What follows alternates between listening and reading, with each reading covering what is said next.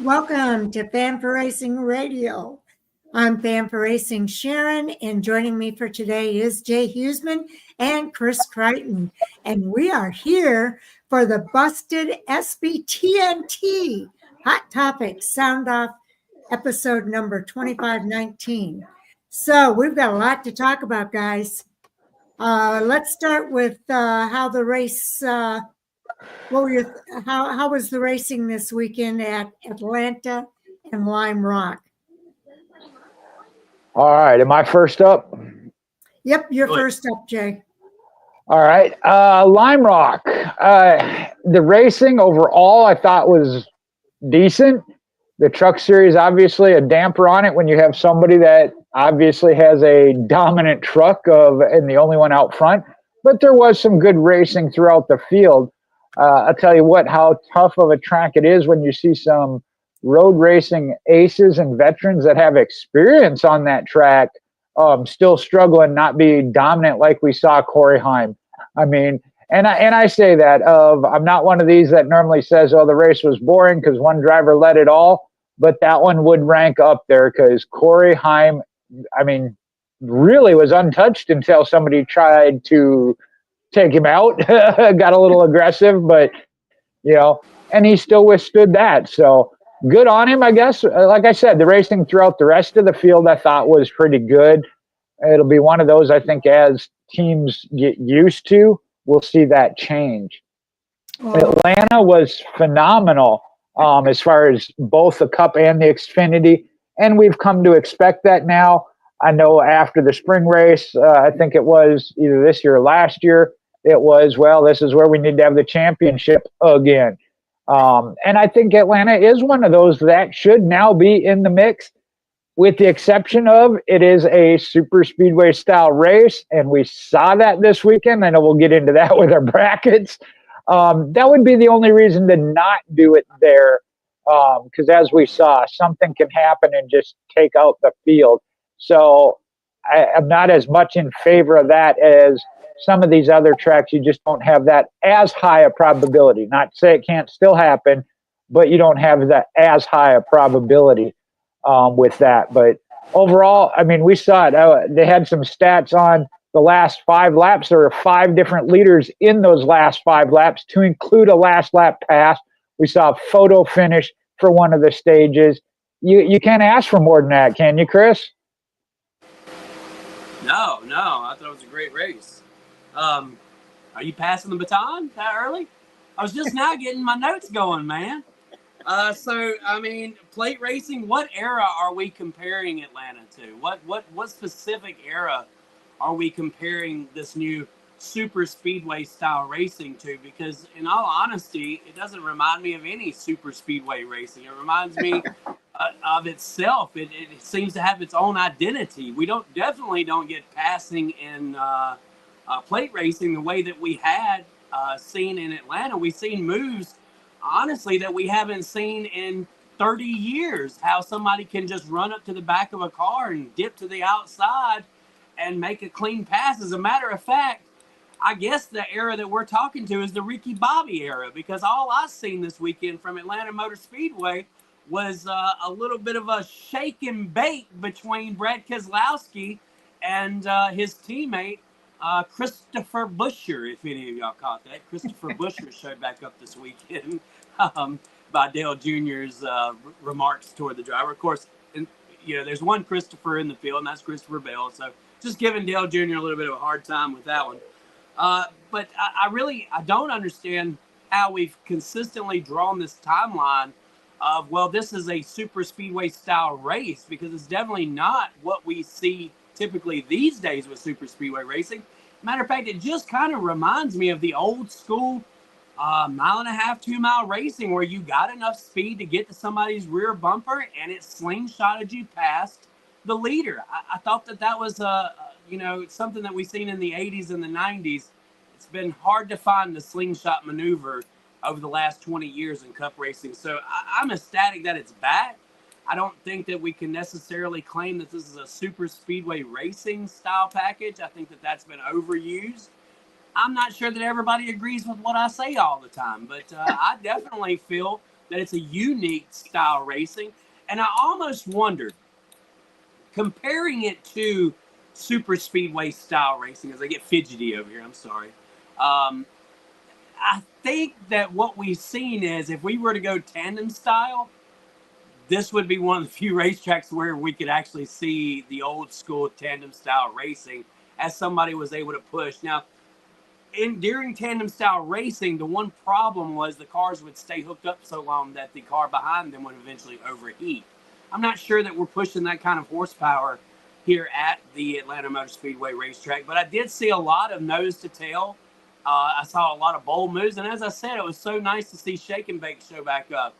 You just knew as soon as Chris Buescher got in that second place what his job was to do at that point in time, and that was to guard his boss. It was unfortunate at the end. We knew whoever was in the lead, similar to Daytona and Talladega from years past, a sitting duck is the guy in first place. And unfortunately, Hendrick Motorsports moves in packs, and so Chase Elliott had the right guy behind him to make sure that he got around. Look, I'm not a proponent for making every racetrack the same, but I definitely want Atlanta to have its own identity. And I feel like that this is a major move for Atlanta becoming a fan favorite again. 90% of the poll from Golik's poll said that it was a great race. And I believe that. And what was so disappointing is I only had about 30 minutes of research for tonight's show. And in that first 30 minutes, I was listening to Door Bumper Clear, and I got to hear how crappy the racing was from Ryan Blaney, how it just wasn't fun for them. Look, I'm sorry. If it's not fun for you, then it's probably great for the fans. And he pulled the entertainment factor card. And that's fine. Like, I understand a racer wants to race. But look, when you got 90% of your fan base that says this was a great race and they enjoyed it, don't be the pooper scooper. Don't be the one that comes in, the negative Nancy, and says, well, drivers would much rather have it as the old Atlanta than this Atlanta. I mean, I understand you're a race car driver and you want to be flat out and you want to be able to show your skill. But, man, when you see ratings like that, I would fine Ryan Blaney the same way Hocevar got fined for his comments about Mexico City. I would literally hang those two in the same regard because you're spoiling a great weekend, a weekend where we have something to build off of, and it literally just ticks me off as I pass the baton to you, Miss Sharon. Well, what about Lime Rock? Did you watch the Lime Rock races? Unfortunately, I found out who won it before I was able to watch it, and when you tell me that one guy leads the whole race, I'm probably not going to invest the hour and a half to watch it. Well, see that the Menard Series race. I'm a busy man. That's all I can say. I understand. Chris, that's your fault for being misinformed because Corey Heim did not lead all the laps. There was one lap he did not. One lap he did not. You know what I did watch in that spare time? Bowman Gray Stadium. That was fun to watch. That was the one to watch this weekend, right? Okay. Oh, okay. All right, Miss Sharon, back to you. Well, I know I tend to be a Miss Pollyanna, but I enjoyed the racing at both tracks and all of the races. In fact, I was able to watch every single one of the races this weekend. I thought that the races at Lime Rock were fascinating. I know Corey Heim dominated that race. The race was really for the second and third and fourth place spots. Jordan Taylor pretty much was up there in the third spot for most of the race. And then at the very end, he just slid right back and it just broke my heart. But I was happy for Thomas. Let's see, the truck race. I'm talking about the truck race because I know Corey Heim dominated, but the other races back behind him were really, really good racing for that second, third, fourth, those top five spots. And I think it's impressive. I think it's impressive what Corey Heim is doing. He has surpassed Matt Crafton. He has more stage wins than anybody else I think he has 14 stage wins Yep. compared to the next highest is at 2 stage wins. So what he is doing is absolutely impressive. He surpassed Matt Crafton in a shorter time span than, I think they said something like under 100 races for Corey Heim, and Matt Crafton is at 500 and some races. So he surpassed that in an impressive amount of time. I think we have a lot of great racing to see from Corey Heim coming up. It makes me excited for when he moves up into whether it's the Xfinity Series or the Cup Series. And I suspect it's going to be the Cup Series. I think he's going to give everybody a run for their money, and I'm looking forward to it. So it gets me excited for what we have to look forward to. In the Xfinity, in the Arca Menard Series at Lime Rock, Thomas Annunziata, I don't know what more you want. He skidded off the road in the first lap of the race, had to restart at the back and raced his way through that field in order to finish first. So I think that's impressive, what he was able to do and to finish that race as the leader. And there were other drivers too. Alain Day, same thing happened to him. He missed the time to pit. And as a result, he had to start at the back of the field when he did pit. So he had to race his way through. He was still 4 seconds behind Thomas Annunziata to be able to compete with him. So I thought that was an impressive race as well. I enjoyed the racing at Atlanta Motor Speedway. I think the reason it gets kind of compared to a speedway type of track is because you still have to have somebody push you. And we saw that in the Cup Series race. Brad Keselowski did not have anyone there to push him to the lead. And that's why, I can't think of his name now. But that's why the other driver won. You couldn't think of Chase Elliott's name? Elliott, I couldn't think. Wow. Sharon, did you get a nap today? I did not. And I've had all these names going through my head. That's why Chase Elliott won, because Alex Bowman was there to push him up to the front. And there was no way Alex Bowman was going to get behind Brad Keselowski and push him in front of his teammate. So that's why it's considered a speedway type track. You've got to have somebody to push you in order to be up there and contending with the other drivers. If you have no help, it's not likely that you're going to win. And that's what happened with Brad Keselowski. It was a bracket buster kind of race. Besides that, we had the big one, 22 cars taken out in that one wreck. And so some of them were able to kind of patch things up and get back on the track, but they were multiple laps down. They were not going to be contending. It was a bracket buster, and it busted a lot of brackets. So we had the big one. We had an early wreck that took out Ryan Blaney. So I kind of understand where he's coming from. It wasn't a fun race for him. So he's not going to like the racing. If he was up there and he won the race, he'd probably like it. So, but I can almost see where they're coming from. You've got 2 Daytona races, 2 Talladega races, and now we've got Michigan, which is not really the same. It's a fast racetrack, super speedway type racing, but at Atlanta, it's very similar. You've got the big one is a possibility at Atlanta, and we certainly saw that. So I can understand why drivers are frustrated with that. But I also understand the fans apparently like that kind of racing. Personally, I don't like the big wrecks. I would rather see them racing at the end of the race. But, it is what it is. if you're winning, you like it. If you're not winning, you don't like it. So, and that's the way it is at most racetracks. But I thought the racing was great. I think Xfinity is the only one that I haven't talked about. And the winner in the Xfinity series was Nick Sanchez. Nick Sanchez.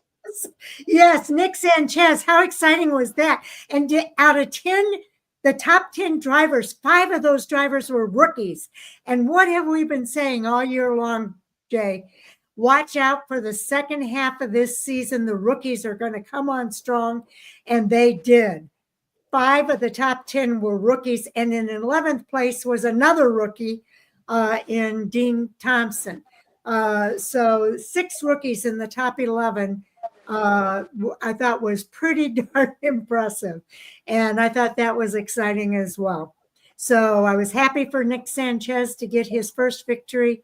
And I don't know what more you can ask for racing. But Jay, your follow-up. Yeah, to follow up on that, the Xfinity, especially as you mentioned, I thought it was great because we saw that, like you mentioned, we knew it was coming. 4 or 5 of those, I don't know if Sanchez is the one I'd have picked over Taylor Gray to be the first one out of that pack, but they all definitely were up there mixing it up and had their shot at it. And that goes back to Atlanta. And I know it's what you call, Chris, you're right, it's a hybrid super speedway. It is unique. And it reminded me of Michigan, of being able to catch a car and pass them and swap the lead. And I see you nodding your head, which is why then when it comes back to you, I want you to explain why Talladega and Daytona are such a good thing where they're packed 3 wide and you can't pass. That's what I don't understand. I love the speed and that ability, like you said, call it the slingshot in the old days. So that's what I love to see with that. Again, going back to what Sharon was saying with the truck series, yes, you had to take the lead out of it, and that happens. I'm not one that would say that is a bad race. Did I enjoy it as the most exciting, entertaining side by side? No. The racing was second on back, as you said, up until the end. I mean, because there were some definite position changes on that final lap. The one thing, Chris, you hit on, though, I don't think either one ought to be fined. I don't think Carson Hocevar should have been fined over his Mexican comments because that's his thoughts. Blaney, those are his thoughts, his feelings. And again, we hear that we want drivers to have an opinion, not come out and say, oh, thank this and, whatever. He was mad. He was first one out. And I get it. Take it with a grain of salt and move on, because that's normally not how Ryan Blaney is, regardless of what happens. The one that bothered me was Corey LaJoie talking about how other drivers don't know how to drive and causing these things. I was like, yeah, I don't know if you ought to be the spokesperson for that group, but again, he's entitled to have his opinion. The ones that were involved in it still wouldn't take credit. So it is what it is. But overall, I thought it was great racing. I know we always want to refer to Gluck's poll. It's good to see. And even Chase Elliott said it, he said how intense it was from the driver's seat and whatnot. So he knew the fans had to have enjoyed it. Like you said, obviously he had a very glowing report. He's in victory lane. Had he not finished first, if he'd been second or third, he might have had an issue with the pushing and blocking or whatever. But I thought it was a great mix. And, any one of those, I would have been thrilled with any of those. I know with the big one happening early on, at one point, I think out of the top 20, there was 2 drivers in the top 20 that had won previously this year, and they kept calling it one on the radio because they were missing SVG. Overlooked the fact that he won Mexico. I believe the other one at the time was Kyle Larson. Other than that, we were going to get a new winner on the year. So I think it's great. I loved it. Your follow-up, Chris? Well, yeah, he got me on one of them. Only 2 cars with wins were racing at the finish. But put that into perspective. Out of the 22 cars that got wrecked, 10 of those cars were chase cars. They were playoff cars. I don't know when the last time in history that we've seen 10 playoff cars parked at the same time. And I think that one of the cars crazy. Maybe it was the 19 of Briscoe. They were thrashing to get back out there, and NASCAR come in and shut them down and said the car had been compromised. So it's very rare that we do have an instance where that many cars were caught up in an incident that were playoff cars. It did give a special, it kind of felt like an open race at the All-Star race once we said. And look, I thought it was only SVG in the field for the most part because I seen Kyle Larson get wrecked. I thought that he had a substantial amount of damage, and so I guess on the radio they were calling one thing. I was the one saying, look, it's only SVG out there. And then all of a sudden they showed Kyle Larson like 18th. So for the response to you, Jay, of why I like Talladega and Daytona so much better than I like most other tracks, it really comes down to a simple issue. The most boring thing for an announcer, for fans in the stands, unless it's your guy leading, is to see the freight train racing. Freight train racing is hard to sell. When it's single file from nose to tail, it is hard to sell, man. And I'm up in that booth and I'm struggling like hell, trying to at least give you some stats, or he's a second and a half ahead. Oh, he's done bit it down. Now he's 1.2 seconds behind. So I'm steadily trying to grab something to give my audience something to be excited about. Because when you have freight train racing, there is nothing exciting. What teased me off, I'm keeping it PG, Miss Sharon. Well, except for one word. Is when we get 10 laps to go and all of a sudden they go single file racing at Daytona or Talladega. Like we've been 3 and 4 wide and mostly 2 wide during the entire event. But when it comes down to 10 laps to go, everybody's jockeying for who their partner is going to be to race down at the end. And I am telling you right now, if we took out the stage racing, or we took out those stages and put them in different areas, maybe added an extra stage, or even, as we try to with the road course races, just not acknowledge the fact of stage racing, we would get rid of this patting on the pedal for fuel mileage.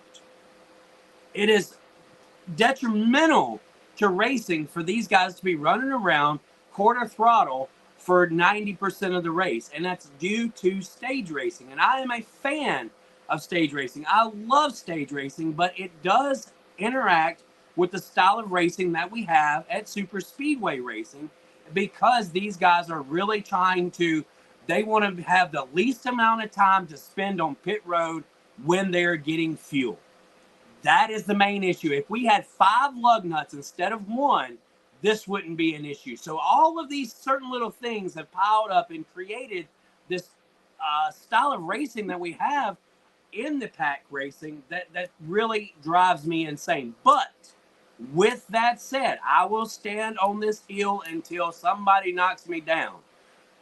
I will choose that style racing over the freight train of road course racing, where we have guys that are 63 seconds behind the leader. Guys are 2 to 3 seconds apart. It's just hard to sell that type of racing for a fan, as an announcer, broadcaster, you name it. I like action. I want to see action. That's why we love dirt track racing, right? That's why we love dirt track racing with multiple grooves.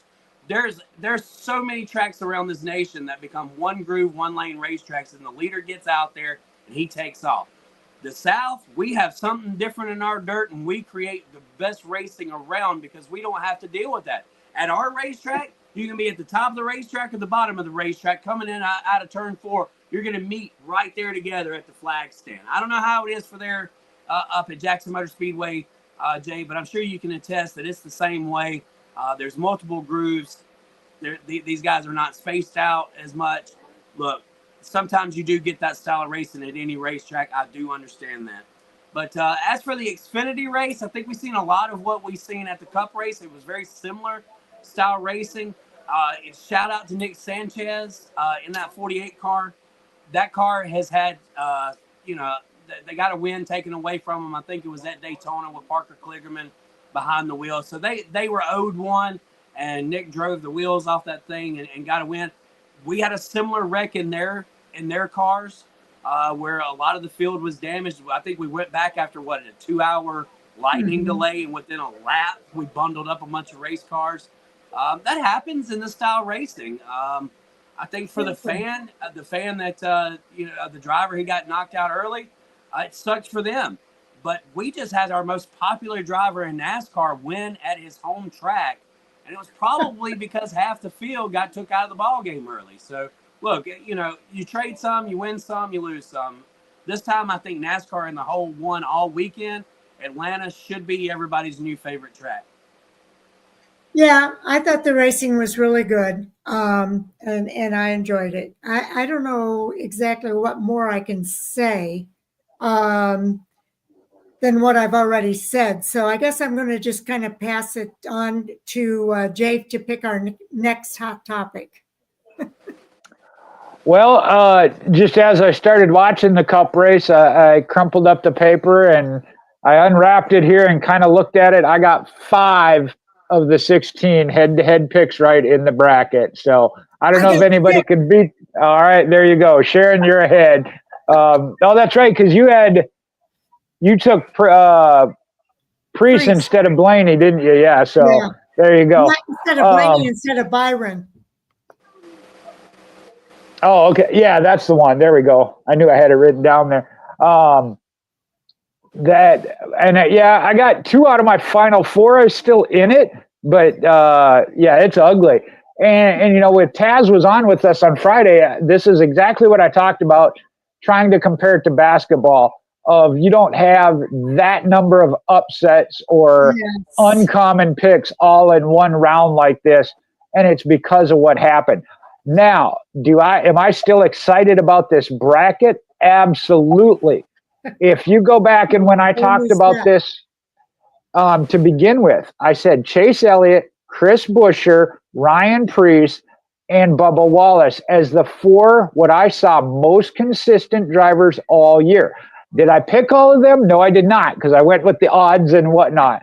But I think that's what we're going to see, that those consistent drivers, this one obviously took some skill and luck to get around the big wreck, but they managed to do so. So I am still just as excited. It just means I'm not winning no $1 million. I don't think mine's worth the 10 cents of paper it's printed on anymore. How did yours look, Chris? So I got murdered with Christopher Bell, Ross Chastain, I think Chase Briscoe,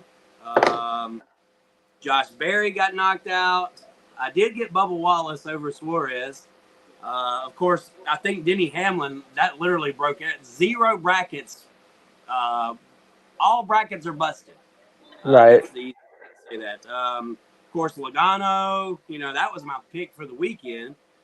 Bowman, is moved on. I did get Keselowski, so I think I maybe got 1, 2, 3, and then Byron. I guess Priest beat Byron. Blaney got knocked out. 3, Reddick, nowhere. Was Reddick running at the end? I guess Reddick was. Yeah, he was 4th. McDowell and Buescher, so I don't know. Did Allmendinger beat McDowell? Yep, because I had McDowell. I had Allmendinger. So, and I guess Haley beat Gibbs. No, Gibbs is still moving on. Haley got wrecked out too. Haley, something he happened. Could have been. That's right, because that was near the end. Because Haley had a shot. Because that was one of Taz's upset picks, and I was like, really, he's going to smoke us both on that one. Yes. And it was there. He'll put you in the wall, I promise you. And I think that it was caught that he admitted to drinking 2 energy drinks before the beginning of the race. And as somebody who takes Celsius very serious, I would never drink 2 of those together. No. Especially the weight size that Justin Haley is. I mean, no wonder he was swatting flies in that race car. I'm sure he was seeing the flies that he was swatting. Yeah, for me, I got Keselowski, Elliott, Priest, Gibbs, Allmendinger, and Buescher. I had 6 of them, and I felt pretty good. Exactly. But that means that I had 10 of them that didn't work out. So, and those were the 10 Chase people that you talked about that were in that wreck. Hamlin was wrecked out, Logano, Suarez, Chastain, Bell, Briscoe, Blaney. Larson was still running, but Reddick did beat him. Cindric, all those guys were caught up in that mess. So that kind of busted up the bracket for, I think, a lot of people. But I'm excited about some of the challenges that we have coming up. And I wrote it out here. Where's my paper where I wrote this out? The new matchups coming into, and we'll do another in-season preview fantasy show. You got Ty Dillon versus Brad Keselowski, Alex Bowman versus Bubba Wallace, John Hunter Nemechek against Chase Elliott, Eric Jones versus Ricky Stenhouse Jr., Gregson versus Priest, Hocevar versus Reddick, Allmendinger versus Gibbs, and Zane Smith versus Chris Buescher. Some of these seem like they're going to be easier to pick, but some of them are going to be kind of tough to pick, I think. We thought some of them were easy to pick in the first round. I know. And some of those easy ones were the ones that were the first ones out. So I'm still liking the in-season challenge. I don't know that I would pick Atlanta to be the first race of the in-season challenge if this is what we're going to get. But because it knocks a lot of people out very quickly. Well, you know, and I thought about that of whether or not, and I mentioned that could happen. I did not expect it to be to this level. I don't know that we've seen that level of big one at Atlanta, you know, that you have half the field. So I still think it's a good thing. But here's the takeaway I take from it is that, yeah, how much more interest would it draw from new fans if it were, and I'm going to use the top four as they were ranked, Hamlin, Briscoe, Bell, and Buescher, that it's expected, you know. And I know, again, there's always that possibility of any upset or whatever, but in basketball, you got 4 number 1 seeds. That's theoretically how they should end up, of the 4 number 1s in the final 4. 3 of the 4 top picks are out. Yeah, they're out. So I kind of like it. The only one that survived was Buescher. And that was probably, I know he was ranked number 3, but if I'd had to rank him or Briscoe, because Briscoe's been kind of inconsistent this year, even though he came off that win, would have been the first 2 I would have picked as far as not advancing by that. I actually did have all 4 picked, but so I like it, and I think it's going to add some intrigue and put some attention on some different drivers. You know, we talk about that of, you know, Chris, as an announcer, you talk about that of maybe the guy isn't the one up front leading, but getting some attention, and we're going to see that now. I mean, Ty Dillon, you know, what other time are we talking about him, unfortunately? Noah Gragson, he's one of my favorites, has a shot. So I like the fact that it's still going to play out, and I think we will get some new attention on some other drivers that I think is well deserved. You know, I get it. And like I said, I think some of these that are just mid-pack drivers are the ones that are going to thrive in this type of competition, because it's not a checkers or wreckers, as we saw literally. You just got to be consistent. So, yeah, Atlanta is a little bit higher risk, but then again, so can be the road courses. Even if you're a top road course driver, you know, sometimes those things happen, especially when we're talking the Chicago street course, which is a little bit tighter quarters. So, yeah, I think it is going to be interesting, but I am still just as excited about it. Like I said, I wasn't going to get the $1 million anyway, but I'm excited for some of these drivers that could get their name out there, have a good 5-race stretch. Ty Gibbs, you know, even just for the win and getting into the playoffs, I really thought there at the end, he was the one to try and beat, honestly, and he ended up, what did he end up? 14th in the final rundown. So I knew I had confidence in him in my head-to-head pick, but to see that and heading into the road courses. He's a very solid road course. I mean, maybe not the best yet, but very solid. So yeah, things like that kind of still get me excited. AJ Allmendinger is now in this mix going into 2 road courses. Yeah. So yeah, you're pretty much going to look at him head to head over. Well, he'll go against Gibbs in Chicago. So Yeah. I had Gibbs over McDowell. I still had him beating McDowell, and McDowell was another good road course racer. So that too, the fact that the middle 2 races are road course races, if you get your road course, unfortunately, I banked on that with Suarez, and he's out. He was one of my final 4. So I'm still really excited about it. I know the way the schedule plays out, we'll have to see how next year goes if they do it again. I don't know that that's been confirmed. I hope they do. I think this is going to add some new fans, some new intrigue, highlight some drivers that maybe don't get highlighted a whole lot otherwise. So I think it's great. Not that I wanted to see these top guys get out, but I think there's going to be big things come out of it. Chris. Yeah, I mean, just think about the list of drivers. I think I've got 8 here for 8 positions. Unfortunately, a couple of them are head-to-head, but when you think road course drivers, there's really only about 10 or 11 drivers that you come to mind that are really, really good, and 7 of them are on this list. Let's say AJ Allmendinger, Chris Buescher, John Hunter Nemechek, who's not necessarily showed us in Cup that he's really good at road course racing, but he has wins in lower series at road course racing. Ty Gibbs has been a good road course racer. Tyler Reddick has been a good road course racer. Chase Elliott, of course, and Alex Bowman, who surprised us, I think, in both Chicago races already, right? Or was last year the beginning year? Last year he won.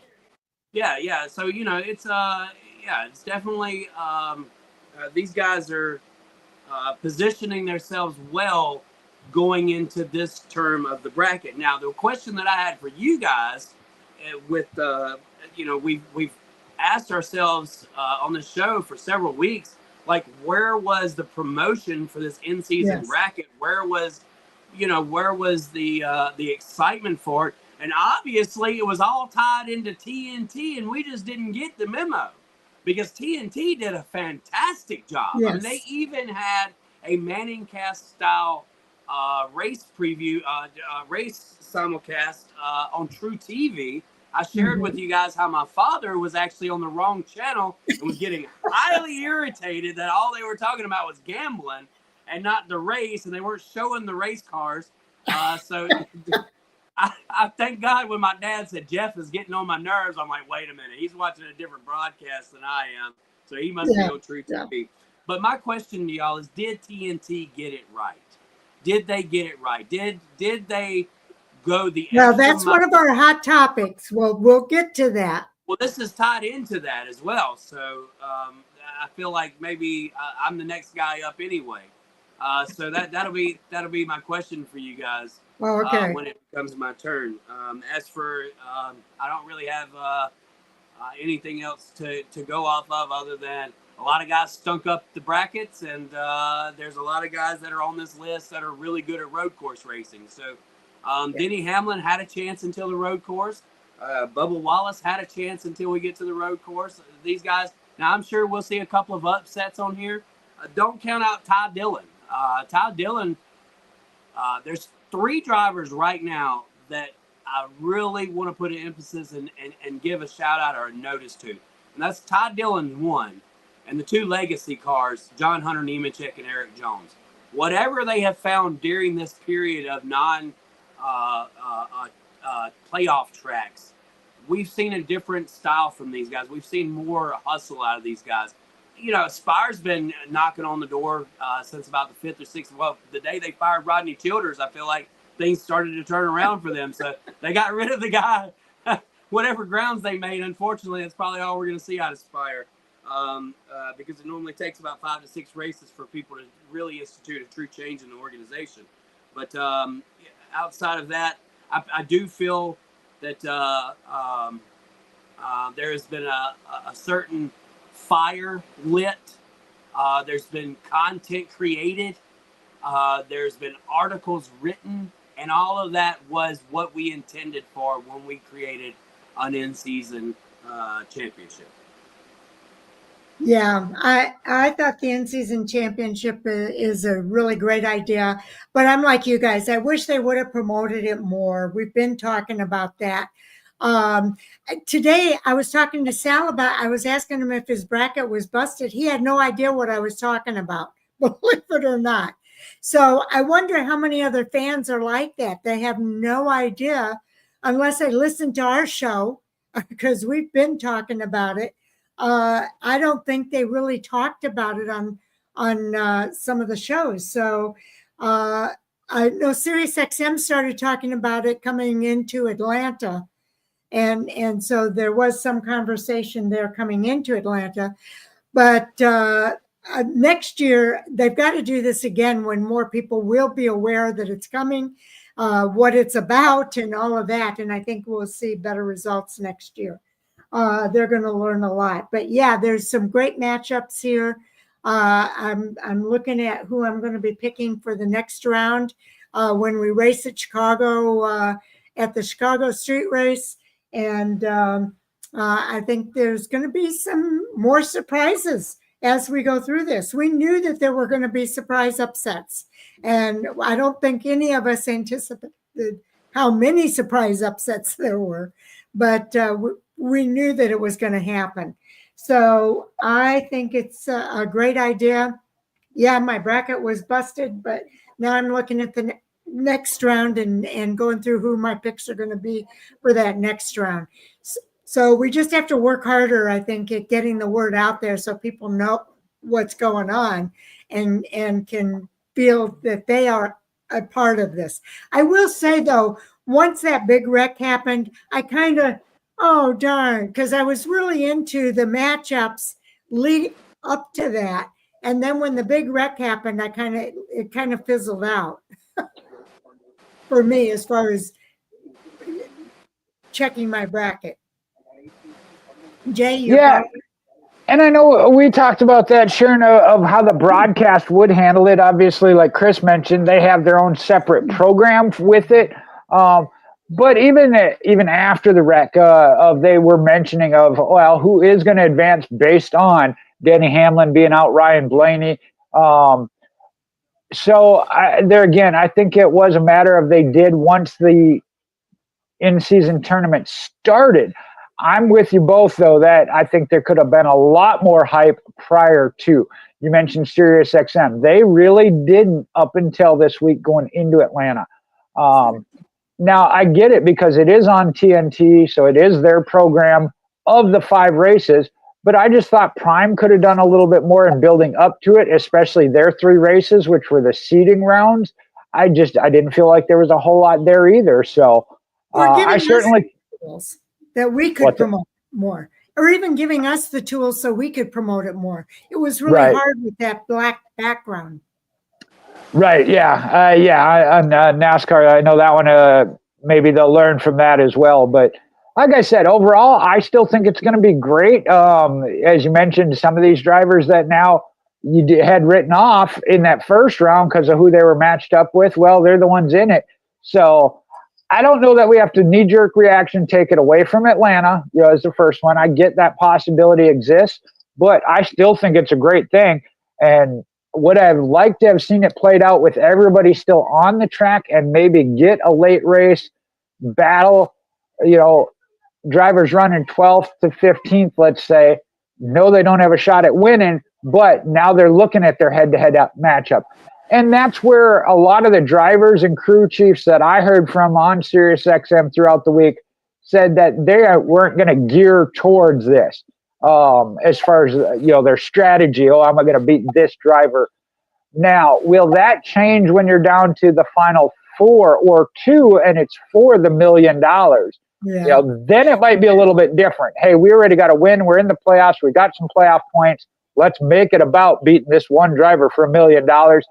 That'll change the closer you get to that. In a case like this of, multiple drivers be like, well, for them, the in-season tournament's over. Ain't nothing to worry about anymore. So, yeah, I think the closer we get to the finals, you will see maybe a little bit more intensity of, hey, let me know at all times where so-and-so is running because it's our chance at the $1 million. from the driver's aspect. But yeah, I'm still in favor of it. Again, I think there could be some different things done. As I mentioned, I think the seeding maybe should have went based off of average, which we initially thought it was, versus just your best finish out of those three.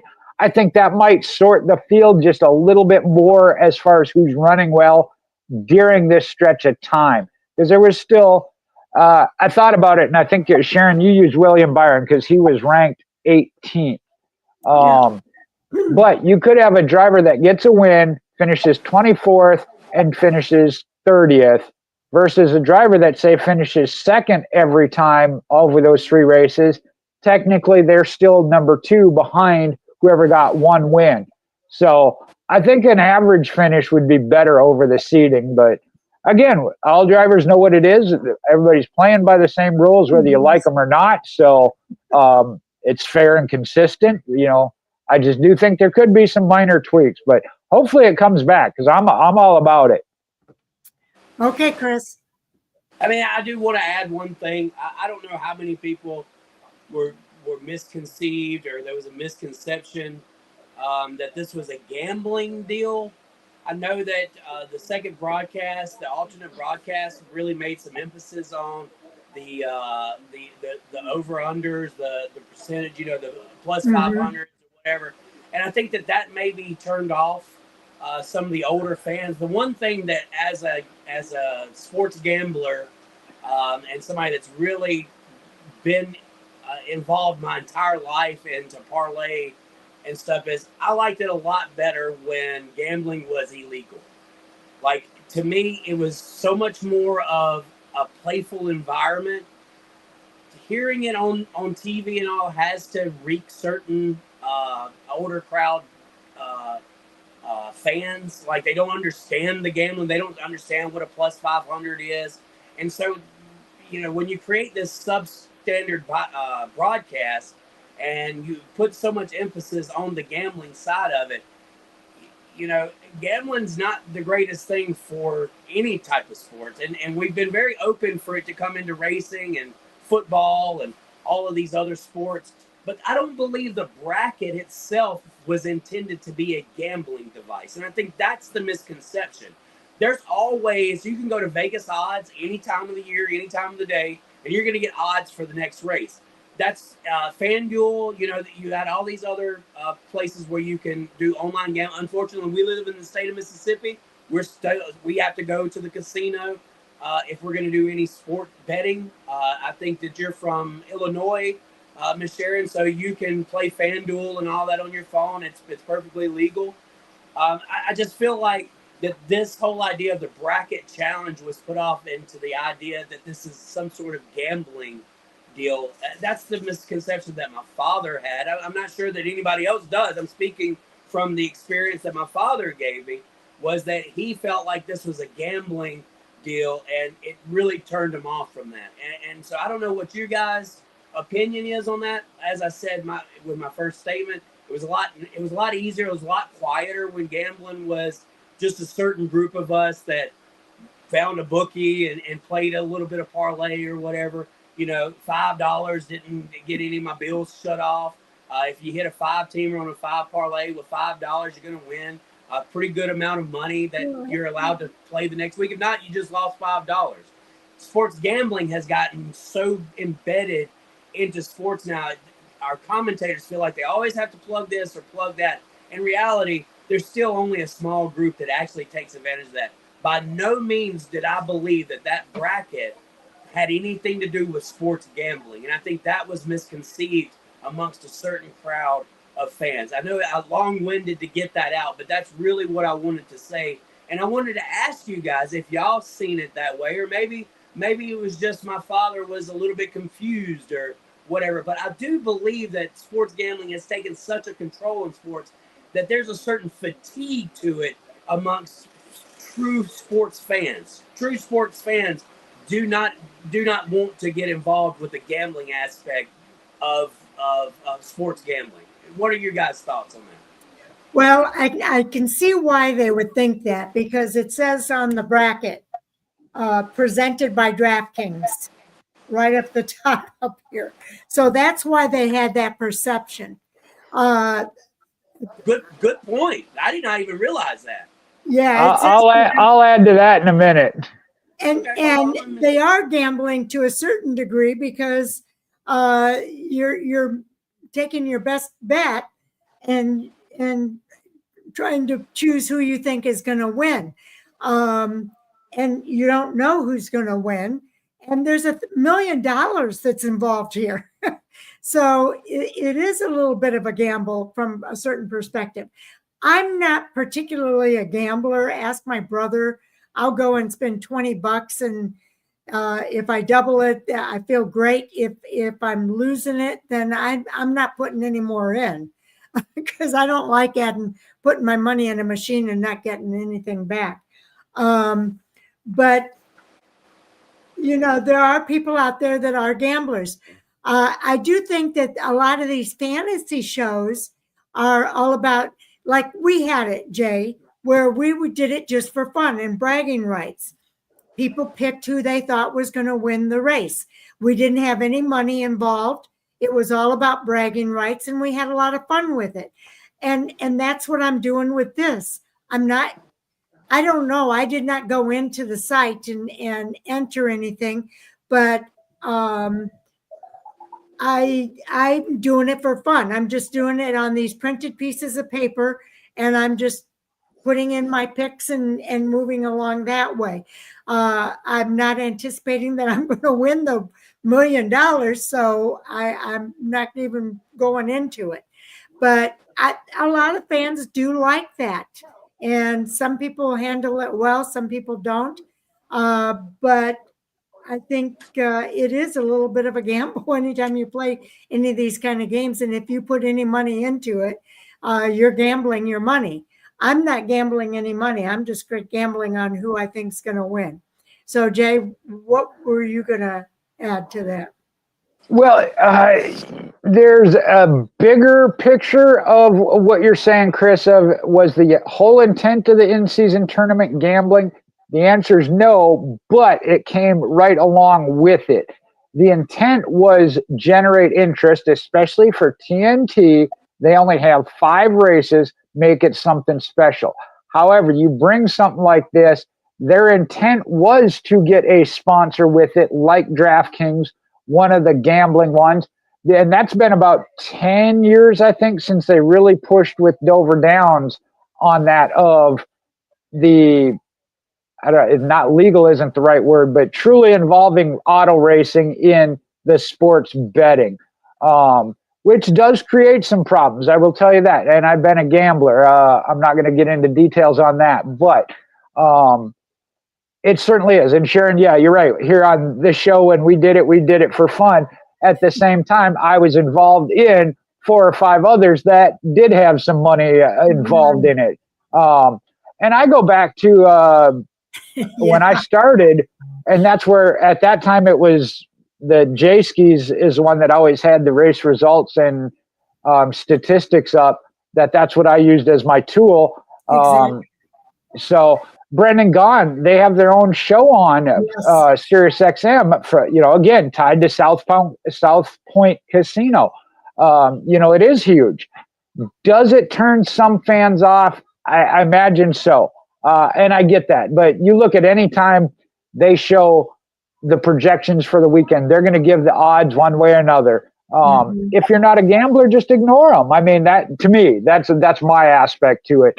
Again, I try to ignore them so that I don't get hooked in and back into a situation I was involved in the past and who I was. And I had joked about Taz with that when he came on. We're going to do this weekly fantasy preview. Whether you're doing it for fun or $10 with your buddies or with the casinos, that's an individual choice. That option is there. I think they would be not smart to not take advantage of that. Again, their intent is to generate interest and fans. If you weren't a race fan, but all of a sudden you're talking about this $1 million in-season tournament, they're going to look into it. They're going to engage in racing. They're going to learn some things. You've got new fans, even if it is for the 5 weeks or whatever. So to me, they kind of go hand in hand. So I guess what you guys are taking away, look, I felt like this was kind of similar to fantasy racing with the bracket challenge. I've never really connected fantasy racing. I play my Race Pass Fantasy Racing League like every week. I'm leading in a lot of categories because I take it really serious and I love doing it. But I never connected that to gambling. To me, gambling is a completely separate entity. It's a very serious business. Anytime you're putting money on something, you are literally betting on the farm that you're going to win, right? Because you don't put money on something that you don't think. We're not invested into this bracket challenge. There was no sign up for it. It was very similar to fantasy racing, and I understand that.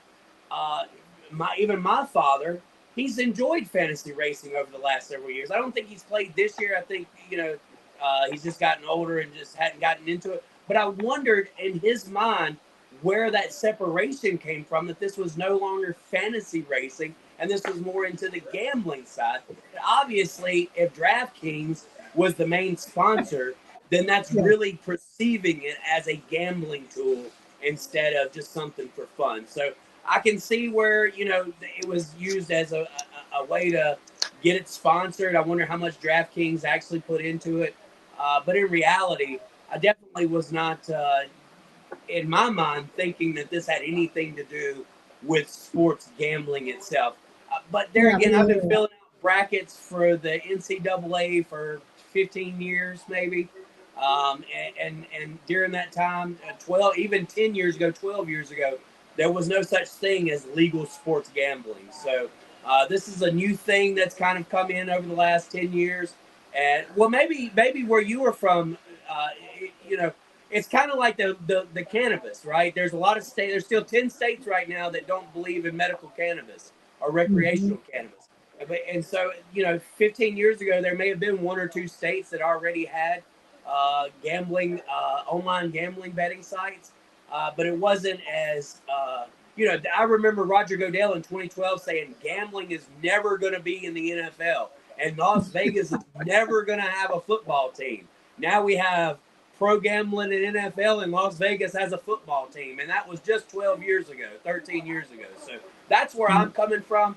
And I just hated that what could have been fun for everybody got misunderstood. There's still a lot of Bible thumpers in NASCAR. There's still a lot of religious people. A lot of that black belt is NASCAR race fans. You think about it, tobacco country all the way to Alabama and parts of Mississippi, the Delta. Those are all strong religious areas. Our sport is connected to it. We always have the prayer and the national anthem before any of our events get started. And so there's a certain fan group that was not ready to understand that this really wasn't about gambling. This was just a tool to have fun with. Yes. I feel like that's the one thing that where we may have dropped the ball and put too much emphasis on sports gambling with something that was supposed to be fun. I didn't mean to get this off into a long, crazy topic. Well, I think people look at like what the odds are. They look at the statistical advance that NASCAR puts out, and they make their decisions based on those kind of tools that are out there. It doesn't mean that they're necessarily putting money down on it. They're just using the available tools to play the game. And to me, that's what this is. It's a game that we can play and be engaged with NASCAR. NASCAR is looking for fan engagement, and this is a way to do that. They wanted to engage fans to be involved and to understand that they were going to be broadcasting on TNT during these next 5 races, and this was a fun way to make that happen. So I haven't put a red penny on any of it, but I'm having fun with it. So I think we need to let people know that they can just have fun with this and not, you don't have to place bets. Next time, let's get Folgers Coffee as a sponsor instead of DraftKings or whatever. Let's get that way we're all drinking coffee and enjoying our bracket challenge. Yes. That's all still a matter of choice, and this is nothing new. Right. When I came in the military, I went to Florida, Fort Walton Beach. I was a part of a fantasy league, fantasy racing. The first year, I think it was $50, $25 or $50. The second year, it was Ned Jarrett's fantasy. You could win up to $10,000. And I was spending $125 per team. I'm not going to tell you how many teams I had involved, but I was putting some money into it. So this is not anything new. And I know at that time it was a big deal when Ned Jarrett put his name with it. Like I said, it was a fantasy, Ned Jarrett's fantasy something. Y'all give me some flashbacks. I'll have to go back and see if I can find some of that. Some of my tax returns, because I'm sure I did that appropriately. No, I'm just kidding. But no, so like I said, can you do it? Can you do it on Fan for Racing and everybody make a pick just for fun? Yeah. Can you put some money on it? I did it with my family. It was $5-10 a piece, whatever. You're gambling at that point, whether it's at a high level or not. Again, that is the individual choice. But like I said, it's not that it's anything new. It just wasn't necessarily backed or addressed by NASCAR. And they have thus said, hey, if this is the world, we're going to engage with it. And they brought in and wanted DraftKings as a part of it. Again, you listen to any of the shows and get these odds and statistics. DraftKings is your primary one right now. Yeah. I knew you throw out a couple others. And again, I was trying to not get too deep in that because I'm trying to stay out of it. But yeah, no, I was big into it. Like I said, I had multiple fantasy teams with Ned Jarrett's fantasy racing. Stan Yadowski out of New Jersey ran a site called Pit Pup. I think I had 4 or 5 teams on that as well. So, like I said, I know I got some history with it when it comes to that. I feel as a true gambler, I don't play for my favorites. In other words, I'm a big Alabama fan. I've never put money on Alabama. I hated New England Patriots. They made me more money than I could have ever imagined because I played the over and the unders with New England so much. It was just a trend. So I would take the Atlanta Braves. I never gambled on them because I was a fan. So it's been really hard to try to incorporate gambling into racing. As a true gambler, I don't want to play off of my feelings. I want to play off of what's real. And I think that's where a lot of people don't understand where sports gambling has come in. You know, it's all for fun. Look, anytime I'm putting $5 on something, it ain't fun for me. It's serious business. I want to return. I don't like losing money. I don't like losing money. I don't go to the casino, but I will play a little bit of gambling on sports. But like I said, I've known over the years, you don't bet on your team. You don't bet for your favorites. You bet on what you feel like is going to give you a return. And that's where a lot of people don't understand. You know, they want to make gambling fun and racing, but in reality, the quickest way to make you not a fan of racing is to always bet on your driver, because I guarantee you, your driver's probably not going to win this week. Only Denny Hamlin can be your favorite driver this week. And unfortunately, I loved when I heard Ty Dillon say, "Oh your yeah, favorite driver knocked your driver out." Yeah. Sorry, I had to squeeze that one in there. All right, yeah, that's good. Okay, I gotta bring up a name there, Casey Kane. When I used to do that, and man, he would run good for so many weeks, and then I'd put him on my team, and he would bite me every time. Yeah, anytime you try to pick your favorite, it always busts you. It bites you. Yeah. Okay, let's go to the TNT and TruTV coverage. How was it? Chris, you started this, so I'm going to start. Okay. I mean, I think that they got it right. I think that they learned a little bit from Prime. There's a reason why these two crews are kind of intertwined with each other. I feel like they sat down as a separate entity, but together, in understanding what they were going to bring to the table was going to be different than what NBC and what Fox did. They collaborated together very well on what to create that they felt like was going to be a better experience for the fans. You can't just, after watching what Prime did, you can't just go off and have 15-minute freaking commercials during live green flag racing. People would start turning the TV off. They would throw things. We would be, right now, you know, there would be a back order at Walmart for 32 to 45-inch TVs because a lot of people would have broke them, especially with the type of racing that we had in Atlanta this week, where it was really action-packed no matter where they put the camera at. So I feel like they collaborated well. They worked off of each other's strong features, and we've got a great quality broadcast. I didn't watch the TruTV broadcast. As I said, I don't really mingle with the gambling side of racing during the time. I'll be honest with you, when I'm making my picks and our little fantasy draft thing that we have over on 110, I'll look and see who the favorite is by track. But I also go to Jeff Gluck's little stub website where he goes over who's the last 5 races, who's the best. So it's really kind of a mixture of all that. Let's get back to the broadcasting effort, though. TNT definitely did it. They did a great job. This is not TNT's first time. No. But they had Alan Bestwick the last time they were here. And we don't have Alan Bestwick anymore. He's now a full-time employee for Indianapolis Motor Speedway. He took over Bob Jenkins' job after Bob passed away. And so he is the at-track announcer. He is the PA announcer at Indy.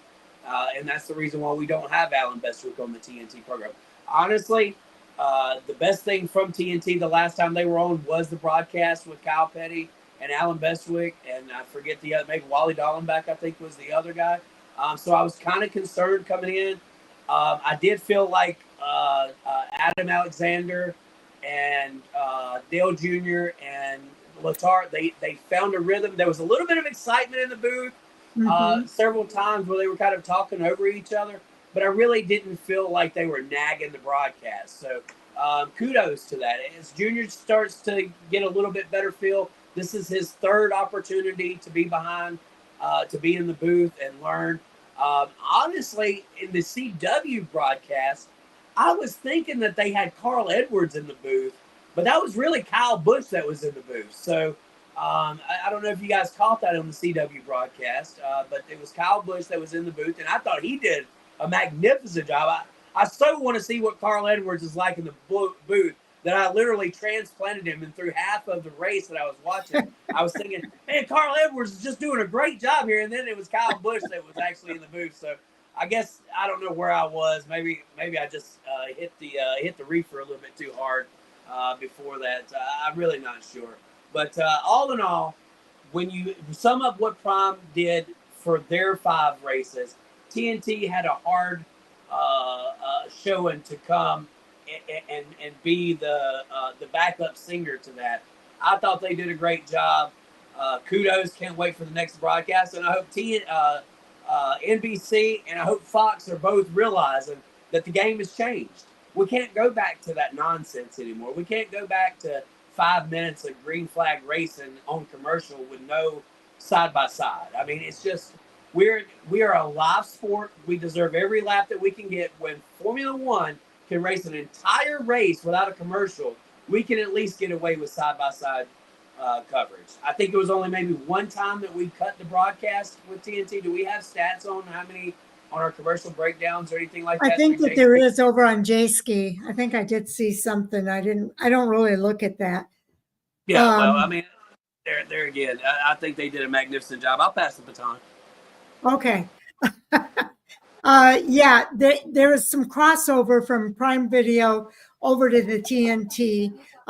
There were some new people. Shannon Spake was new. We didn't have Carl Edwards, which I kind of missed Carl Edwards. I thought he did a great job. But Shannon Spake is good. I remember when she was doing this before. We had Jeff Burton this time with Larry McReynolds on the TruTV, and they were doing, and I was switching back and forth. I wanted to see what they were saying. And they were covering, they had different people. They had Chipper Jones on there. They were interviewing Chipper Jones. That was my one complaint, is they were interviewing Chipper Jones when I wanted to hear their thoughts about what was happening after that big wreck. And I switched over there to hear what they were saying, and they were talking to Chipper Jones and not even talking about it. I felt like they were looking at the screen saying, man, we need to talk about this. But, you know, they were kind of already into their Chipper Jones interview. But I enjoyed the TNT broadcast. Steve Letarte, Adam Alexander, and Dale Jr. Do a fabulous job. They tell you what's happening in the race, and I thought they did a great job with it. And the TruTV thing, I want to see more of that with this next race that's coming up with the Chicago Street Race, and I'll be doing the same thing, kind of going back and forth and kind of checking that out. I know John and I, when we were looking at it, I said, I've got TruTV East and TruTV West. I had TNT East and TNT West. And I'm like, we can put it on any one of these 4 channels and see what's going on. But so there was a lot of access available for people to see what was happening with the race. And I like what they do. And I didn't get to see if they had, I had to leave, so I didn't get to see, did they do a post-race show like they did on Prime Video? It was scheduled because I recorded it. Are you talking about TruTV or I'm TNT? TNT. They had one scheduled because it ran long. I recorded the post race and the half hour. The race took up all of that extra hour that I had recorded. A half hour of it was scheduled to be TNT post race coverage. Oh, okay. It ran that plus another 30 minutes. I got to see the Chase Elliott interview, and that was it. If they did more beyond that, I don't know. I had only recorded that extra half hour. But that was due to the red flags, the wrecks, and everything else. It was quite a bit there. And that's where you run into the problem. Well, and that's where you run into the problem with network TV.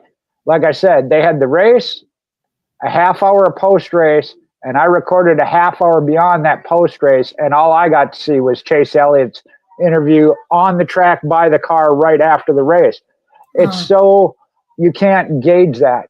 When it comes to the whole topic, Sharon, you know this, I am just not a big person that gets into critiquing the network coverage or complaining about it or whatever.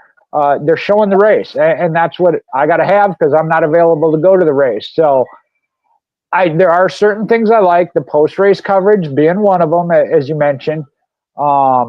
Again, the commercials, I understand. Somebody's got to pay the bills, and I'd rather it be networks and companies that run commercials than me paying it at the track when I do get the opportunity to go. So, again, that's why I don't get real uptight about that.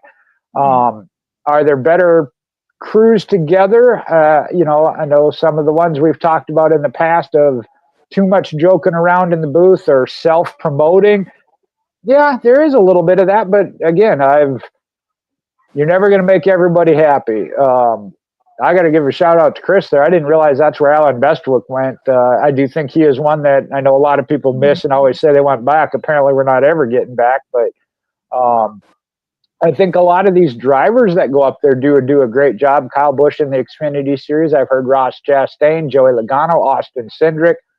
I think that's a great mix. They got a driver, a crew chief, and then a straight up broadcaster, if you will, to keep them in check. But overall, yeah, I mean, I think it's great. You mentioned it. It's kind of a carryover team for the most part from Prime. And I understand Prime has some less restrictions when it comes to the way they do things. So as far as the TruTV, that one I wanted to address of Sharon, you said they weren't talking about the race.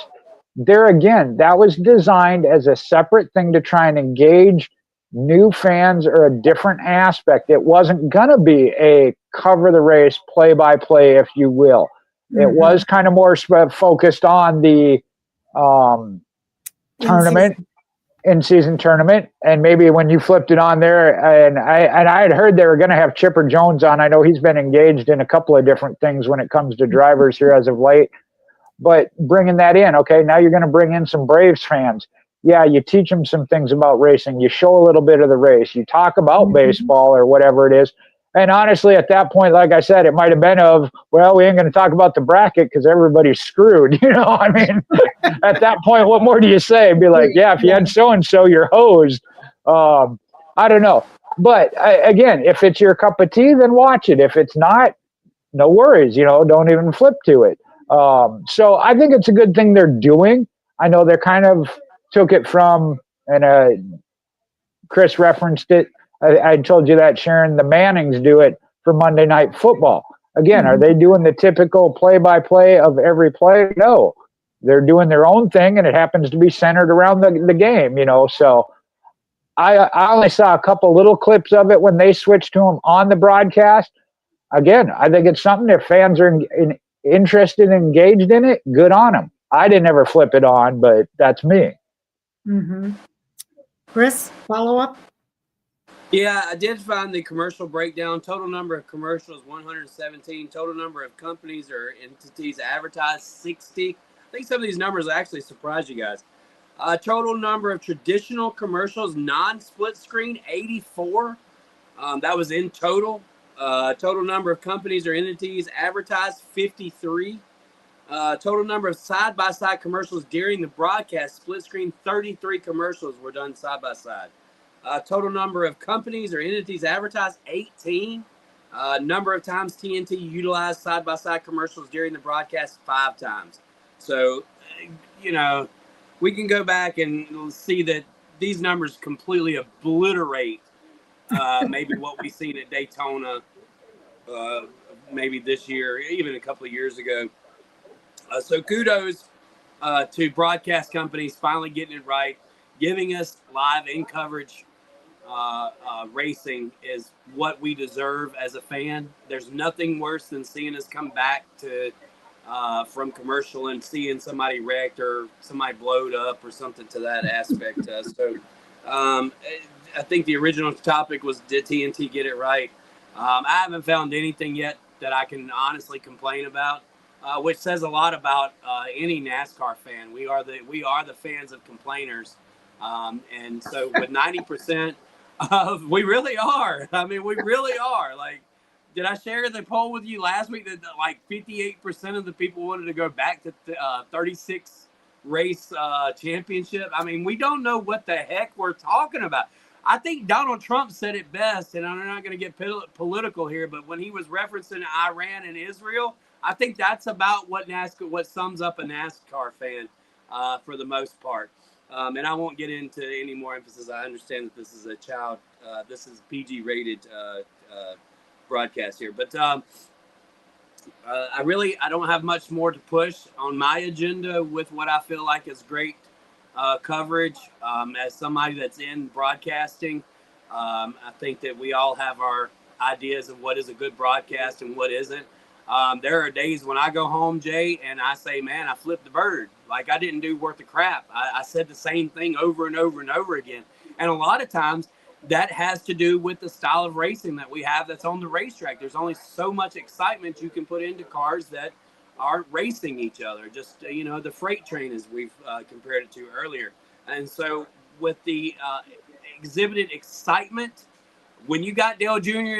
in the booth and he does slide job, our ears are gonna perk and we're gonna look at that TV, and though some may find it annoying, I love the excitement. I want excitement. Go listen to a soccer broadcast or a football broadcast in Espanol, and you'll realize we've been doing it wrong for a very, very long time. These guys can make a field goal sound exciting in other languages. So kudos to TNT. They got it right. Welcome back, TNT.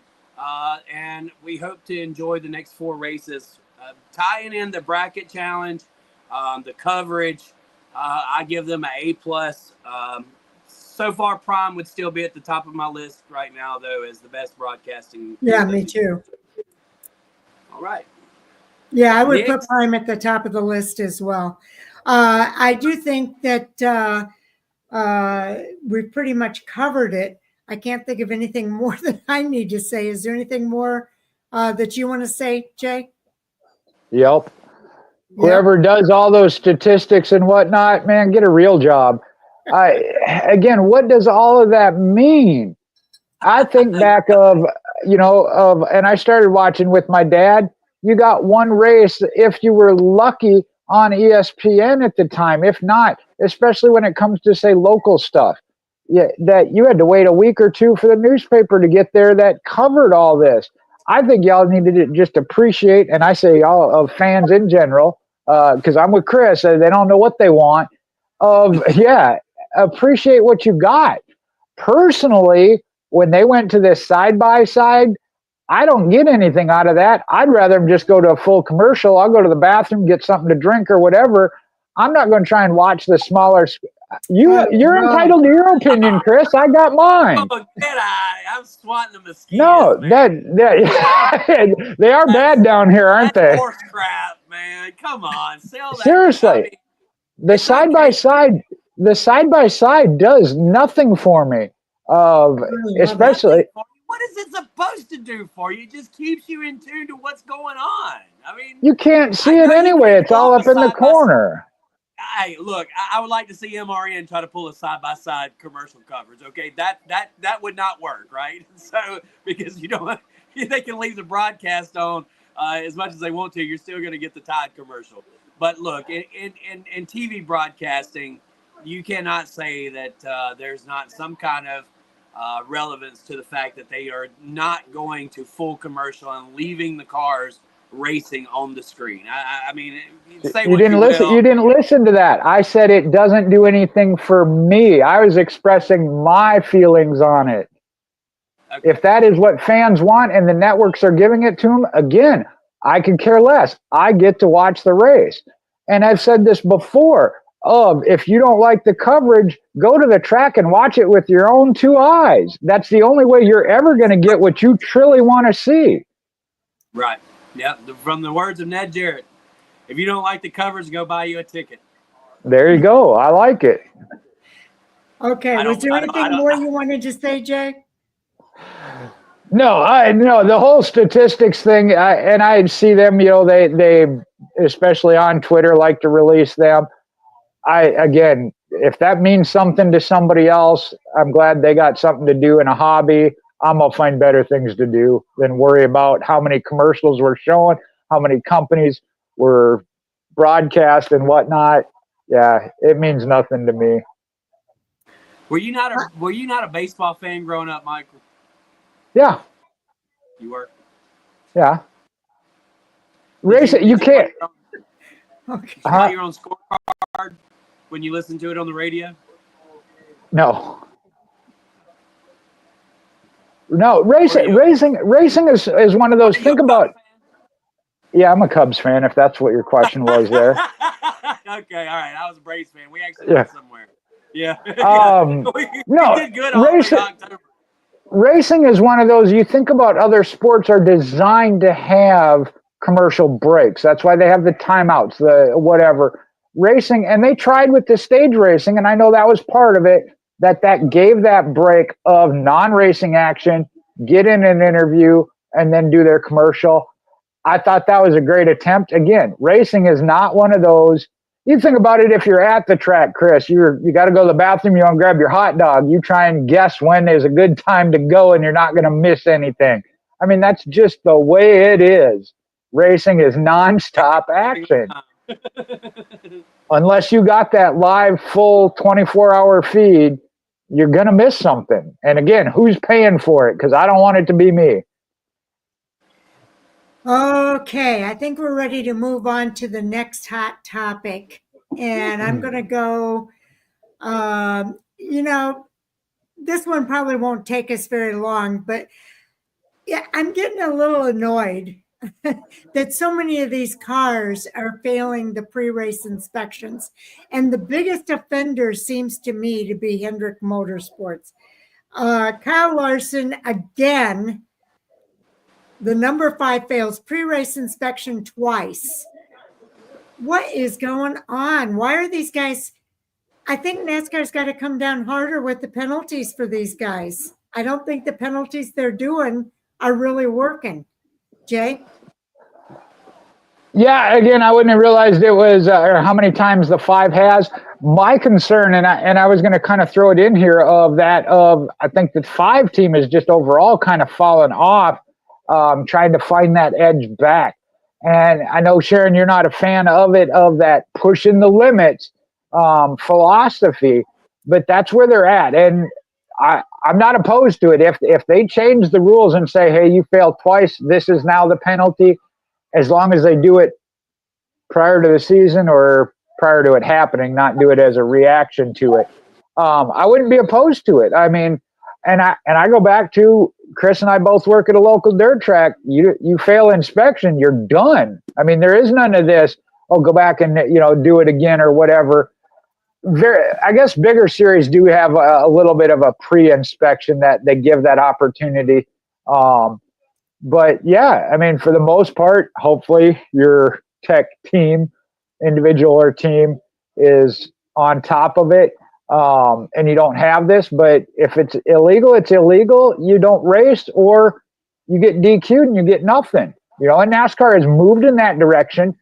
Sharon, you feel obviously maybe they need to a little bit more. I can't say, Chris, I don't, maybe you got a little more knowledge of, and I say normally it's just the bigger series, when a bigger series is there. Weekly racing, I don't know that they even do a pre-race inspection, but it's post-race. And post-race, you either pass or you don't. They might have let you go across the scales twice. Again, the car settle if it's a deck height, let the shocks. But I agree. I think they have plenty of opportunity, and they're still not doing it. And they know the rules. Obviously, you run 36 times a year, you're going to know what the rules are. So I can't argue that, Sharon. I mean, if they need to come down harder, so be it. What you got, Chris? Yeah, I mean, it seems like these big teams just push the issue because really getting sent to the back of the pack is not hard for them to work their way through.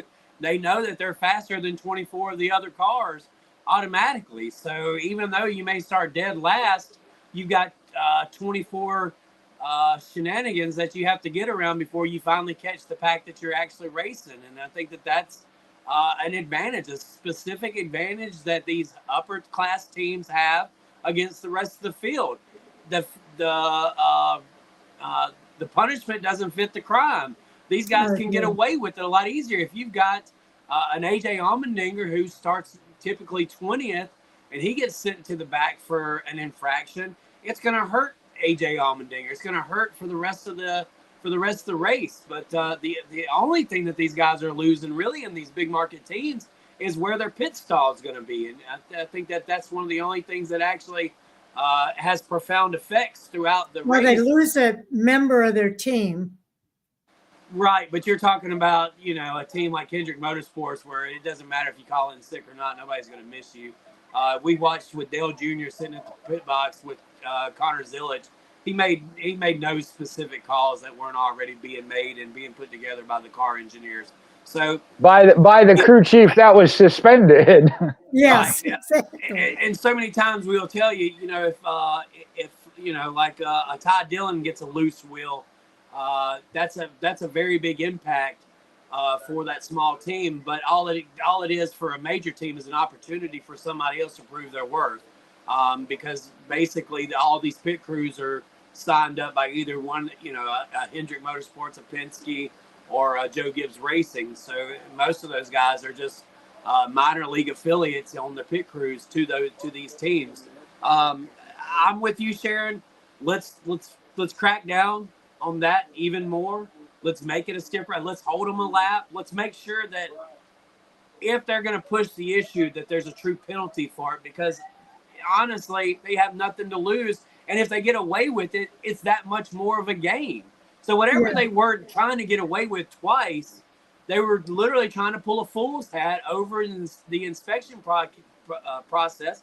They knew where they were wrong. Exactly. They knew where they were pushing the needle, and they probably only got found what they wanted to get found and not what they were actually cheating with. So, I mean, there we go.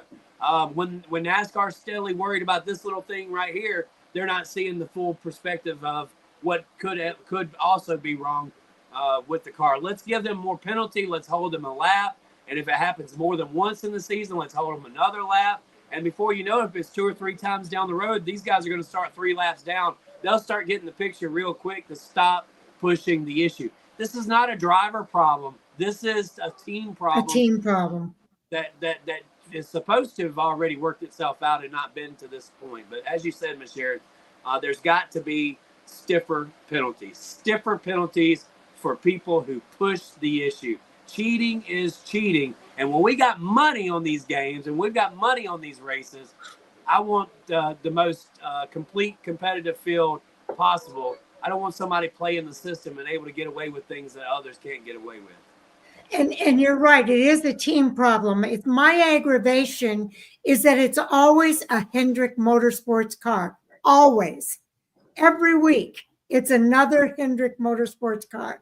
So they're doing these different things with these different cars and trying to get by, seeing what they can get by with.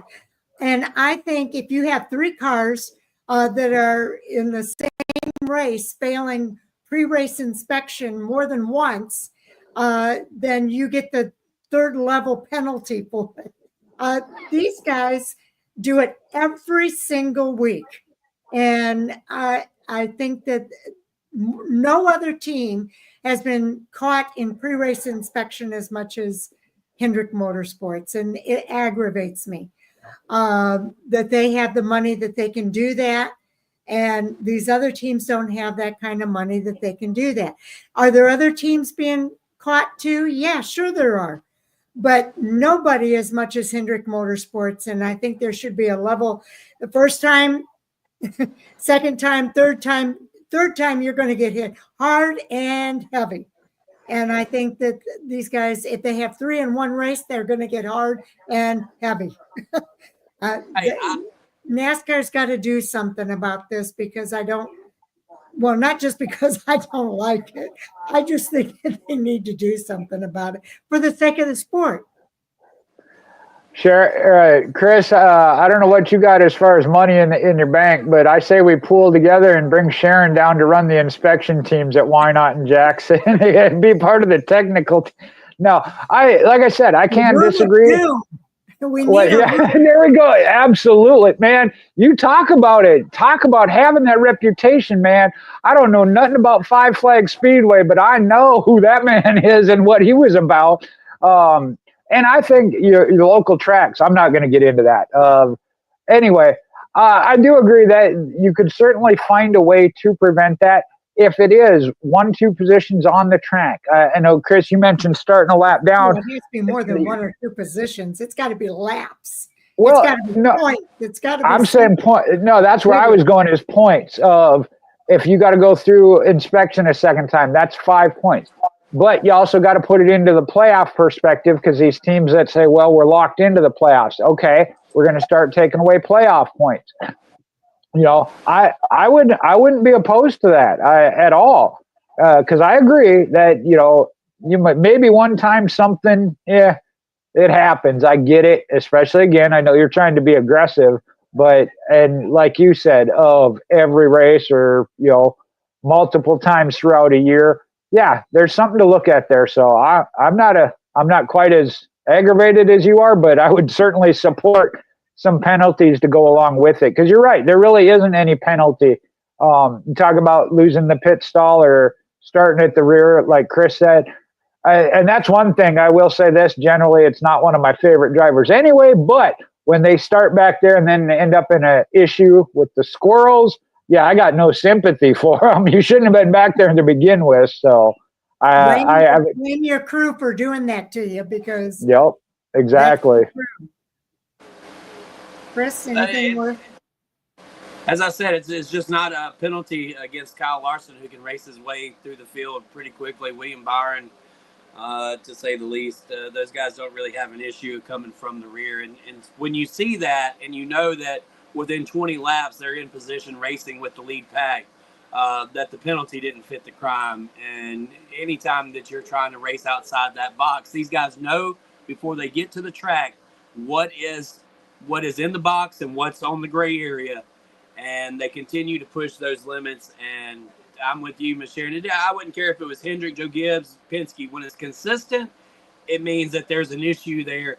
And they are blatantly pushing the issue, and if they're pushing the issue on this, then it's no telling what else that they're pushing. And look, racers have a way of telling on each other.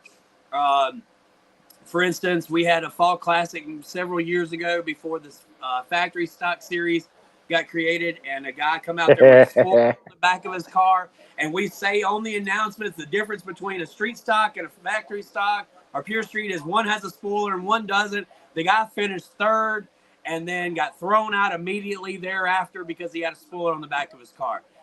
Racers will, when they know something, they'll spill the beans just to get that advantage off of them. So obviously, that's not necessarily the case with Hendrick Motorsports right now. Whatever their advantage is not known amongst other teams. I do think that Spire may be knocking on something. As we've seen, Hendrick Motorsports definitely has an advantage of corner speed. Yeah. And we've talked about that. And so wherever they're creating that corner speed, and others are going to catch up to it. I'm not sure if it's cheating or if it's something in the air pressure or something, the way that they're molding the cars, But were we told specifically what this infraction was, or does NASCAR keep that quiet? I don't think that they said specifically. They just said failed the post-race inspection twice. Pre-race.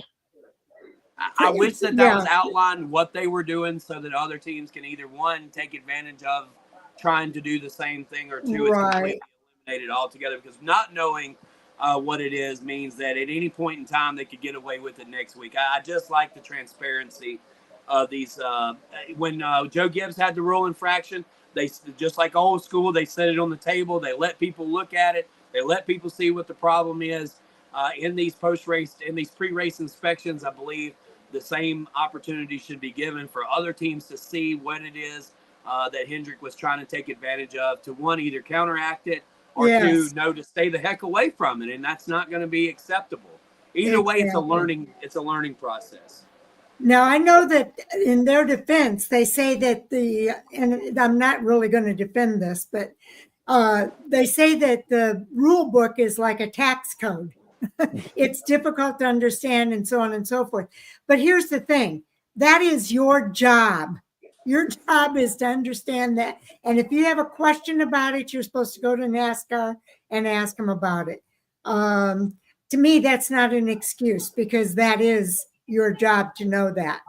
And so I just wanted to address that as one of the excuses that people say. And I don't buy it. I think it's your job to know it. And if you don't know it, then you're not doing your job. Jay? No, and you're right. That it reads like that to us because we don't understand it. We don't live it. We, and know it inside and out. You ask Ray Everham, Larry McReynolds, or Steve Letarte, they say when it was their job, they knew it, Exactly. of that. And a lot of them will go back and admit they knew where they were pushing the envelope, how gray area they were in. So we know that they're doing it and pushing it. Like you said, of the penalty, is there really a penalty with it? Talked about ejecting a team member, especially a conglomerate like Hendrick Motorsports. It's a car engineer that his job's pretty much already done anyway, of getting the car to the track and ready for being on the track. So losing that crew member doesn't make a difference. Even the crew chief, Chris brought it up, and it's nothing against Dale Jr. Dale Jr. said it himself. Be like, I'm relaying messages, because you're still in contact with that crew chief. I mean, that is, we've talked about that for a couple of years now. That's a penalty that's just ridiculous. Yeah. And I don't know why they haven't changed it. It needs to be changed. Period. Yeah. Again, to me, you start taking points, both regular season and playoff championship points. I guarantee you have a lot less of them. And I said that just in general. And being that we are talking about Hendrick Motorsports, it was the number 17 Hendrick Motorsports. I want to say a Chase Elliott from the Xfinity series. Yep. That car, the all-star car, but it happened to be the weekend Chase Elliott drove it, got DQ'd from the Xfinity race a few weeks ago. And again, they didn't make no appeal, nothing. They said, okay, our bad, moved on. That, to me, they knew that. We tried something, it didn't work, or we finally got caught, whatever it be, and moved on. So, I'm all for it. Okay. Jay, you want to pick out the next hot topic here? All right. Let's see. Oh, I did have this one I thought was interesting. Former part owner, yes. Somebody with what was with Spire Motorsports, TJ Puchyer. I don't know if I'm saying that right. It's just like Puchyer. Puchyer, okay. Yeah. Got out of Spire Motorsports, but is now going to buy Rick Ware Racing and wants to make it a 3-car team, which there's a lot of complications with that because there's a lawsuit with Legacy Motor Club involved there, getting their lease charter back from RFK. Again, I don't know exactly how that works, but I'm excited for it because I would like to see all the teams be top competitive teams. TJ Puchyer obviously involved at Spire Motorsports, and we see what they've grown to. I hope to see it. And I got nothing against Rick Ware. I just don't feel he has ever had the resources and ability to make that a solid weekly contender. They've had good runs. They have, your super speedways or road courses, wherever they excel at, they can have some good runs and good showings. I believe Cody was actually 11th this past week, somewhere in there.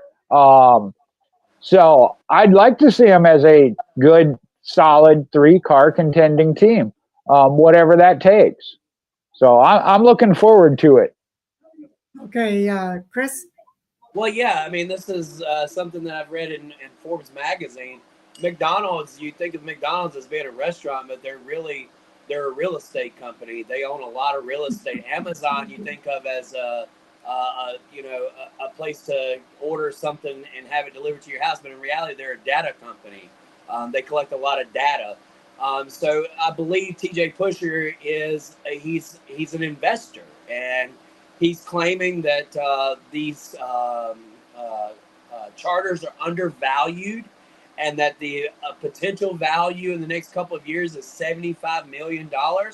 Now, all of a sudden, you're getting the true picture that he didn't buy Rick Ware to make them a competitive race team. He literally is using the same fold that he used to create Spire by looking at NASCAR's real estate right now, and these charters as real estate.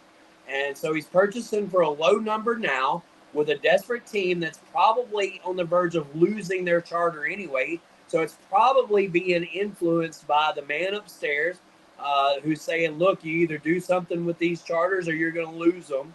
And so now that put Rick Ware Racing in a vulnerable situation, and is selling to the devil. I've never thought that Spire was good for the sport when they first come in. They were an agency that happened to fall upon and buy some cheap charters at the time. I think their initial investment in the charter system was $6 million. Then they turned around and sold it for $25 and bought another charter a couple of years later for $25 million as well. Only recently with Spire did he get out of the race shop with Spire. I think that when the Cadillac Formula One, whoever that guy is, they've went out and bought the LA Lakers. I do know that. They own the Dodgers now. They bought the LA Lakers. That's the same group that owns Spire. Spire is actually connected to this big round hedge fund that owns the Dodgers and now the LA Lakers. So it is a battle for real estate. I don't perceive TJ Puchyer to actually make a competitive 3-car team, but I do expect him to sit in and continue to create value with these charters until it makes a profit in the end, because that's what he's done before. Don't ever be fooled by a cat who just sold a race team and says, yeah, I want to get back in racing and create a competitive team. His first team wasn't competitive. He just knows now how he can flip the script and how he can buy low and sell high. I want the charter system to go away. I want NASCAR to lose the lawsuit, and then they're forced to get rid of the charter system. I don't see any reason in the world why you pay $50 million, $60 million for a piece of paper that at any point in time NASCAR can say that it's not good enough and they revoke that from you. I think that that's all part of the lawsuit and the reason why NASCAR is being sued.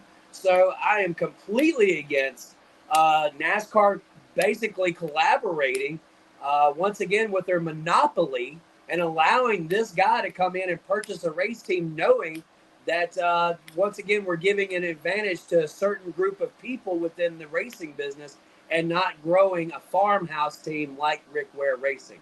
Rick Ware Racing is the modern day independent owner, and we are now taking him and making him irrelevant. That is a sad day in NASCAR when you see what has gone on here. What are you guys' thoughts on my opinion? Well, I'm wondering, one of the thoughts that's going through my mind is a team like Rick Ware Racing, the charters there should not be the same price as the charters at Hendrick Motorsports. There should be more value for a charter from Hendrick Motorsports versus a charter from Rick Ware Racing. I don't know if that is the case or not, but that's the way I think it should be. And if he comes in and he buys that charter, he needs to make that a competitive team. That's the idea, is that you build the value by what you do within that organization. And I'm not sure that that's what's happening yet at Rick Ware Racing, that they're building the value and making it a more competitive team. So that's my thing with it.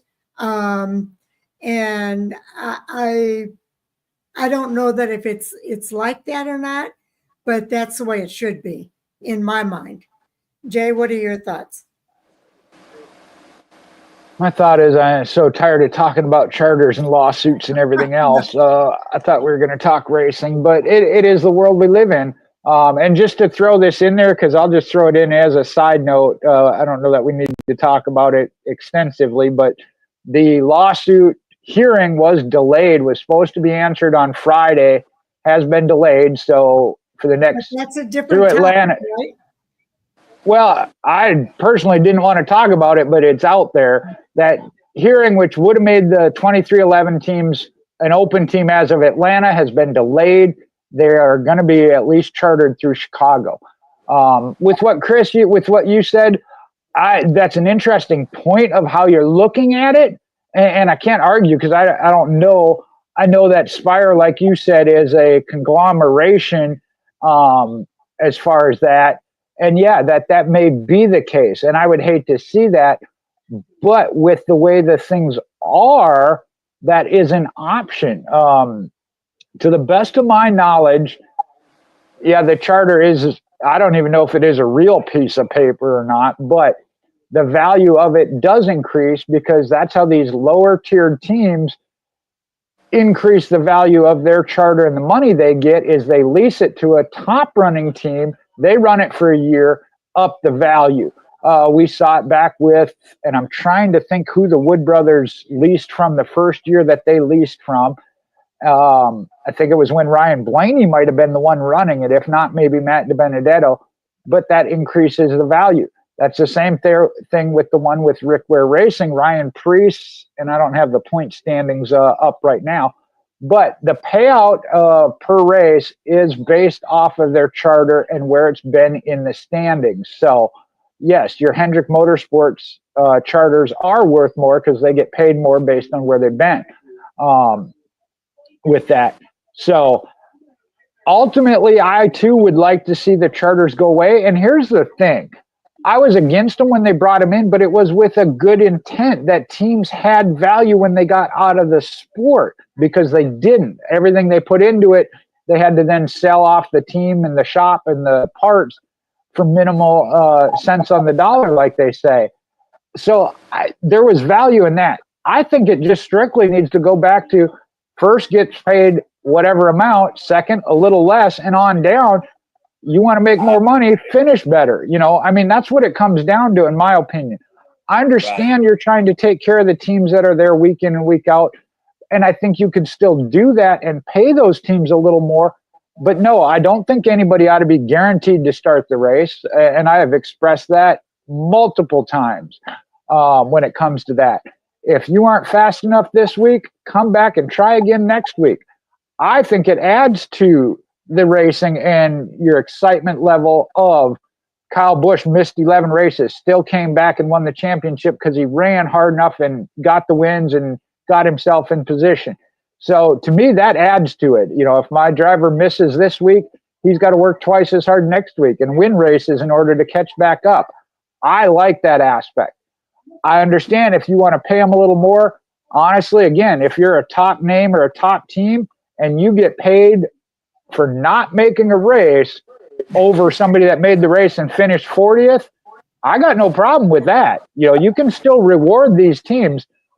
And I think back of the article from Jeff Bodine, you know, drivers raced differently back when they were racing for a paycheck and for food on their table. You know, I mean, they didn't go out there and not worry about whether they tore up a car or tore up the rest of the field, because they just get another one or the backup car off the top of the trailer that's already ready to go.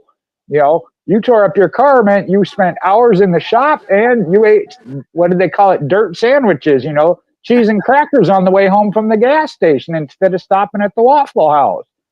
So I think NASCAR does. There is an aspect, I know it's Michael Jordan's mantra that they need to change their business model. I just don't agree with the way I think he thinks, but I do think it does need to change, and the charters are a big problem with it. And I think NASCAR's already said that if they lose the lawsuit, they are going to take away the charters. They said they might even do that if they win the lawsuit. Yeah, that's true. Chris?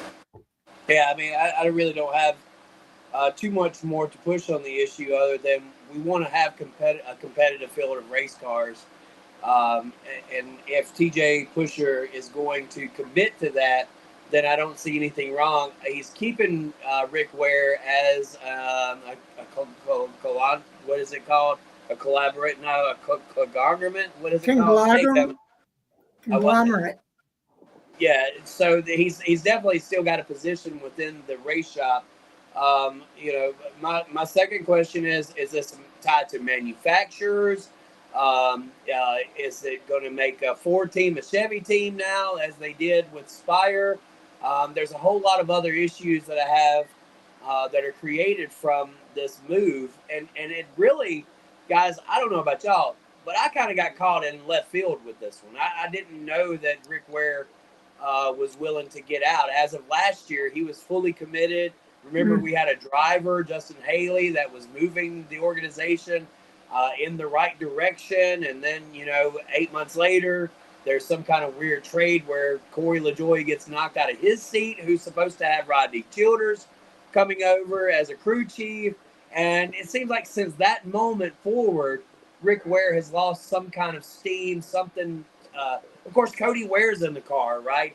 We've seen a different group of drivers in that car. Now it's basically Cody Ware. And TJ said that he's going to keep Cody in the race car. That sounds great right now, but if you're really trying to be a competitive race team, you're not going to keep Cody Ware in that race car. So I think the lies have already started, and we're just going to have to see where this goes. I do believe that RFK still has 1 year left on their deal with the charter. TJ Puchyer did make some comments about the legality with that said charter that they're in litigation with Legacy Motor Club. And I, it's always one side of the story versus the other. He seemed very confident that they were going to be able to continue to hold that charter, that it was not going to go to Legacy, and basically it was a bad deal where somebody was trying to pull the wool over somebody else's eyes. I don't know Jimmy Johnson to be that way, whether or not his team was the one, his group, that was his ownership group was the one that tried to fit that in there somehow. I'm not really sure where that side of the deal got messed up at. All I know is Rick Ware doesn't want to sell anymore to Legacy Motor Club. They want to keep that charter, and I don't foresee TJ Puchyer coming in to this deal for just a one charter team. He is definitely confident that this team will have two charters at the end of the 2027 race season, or 2026 race season, and into the 2027 race season. Well, you bring up go ahead. No, that's where I stand. Okay, you bring up a good point though, because how can Rick Ware sell to TJ Puchyer if there's still some question about those charters? I don't understand how that sale can even take place if it's under a litigation between RWR and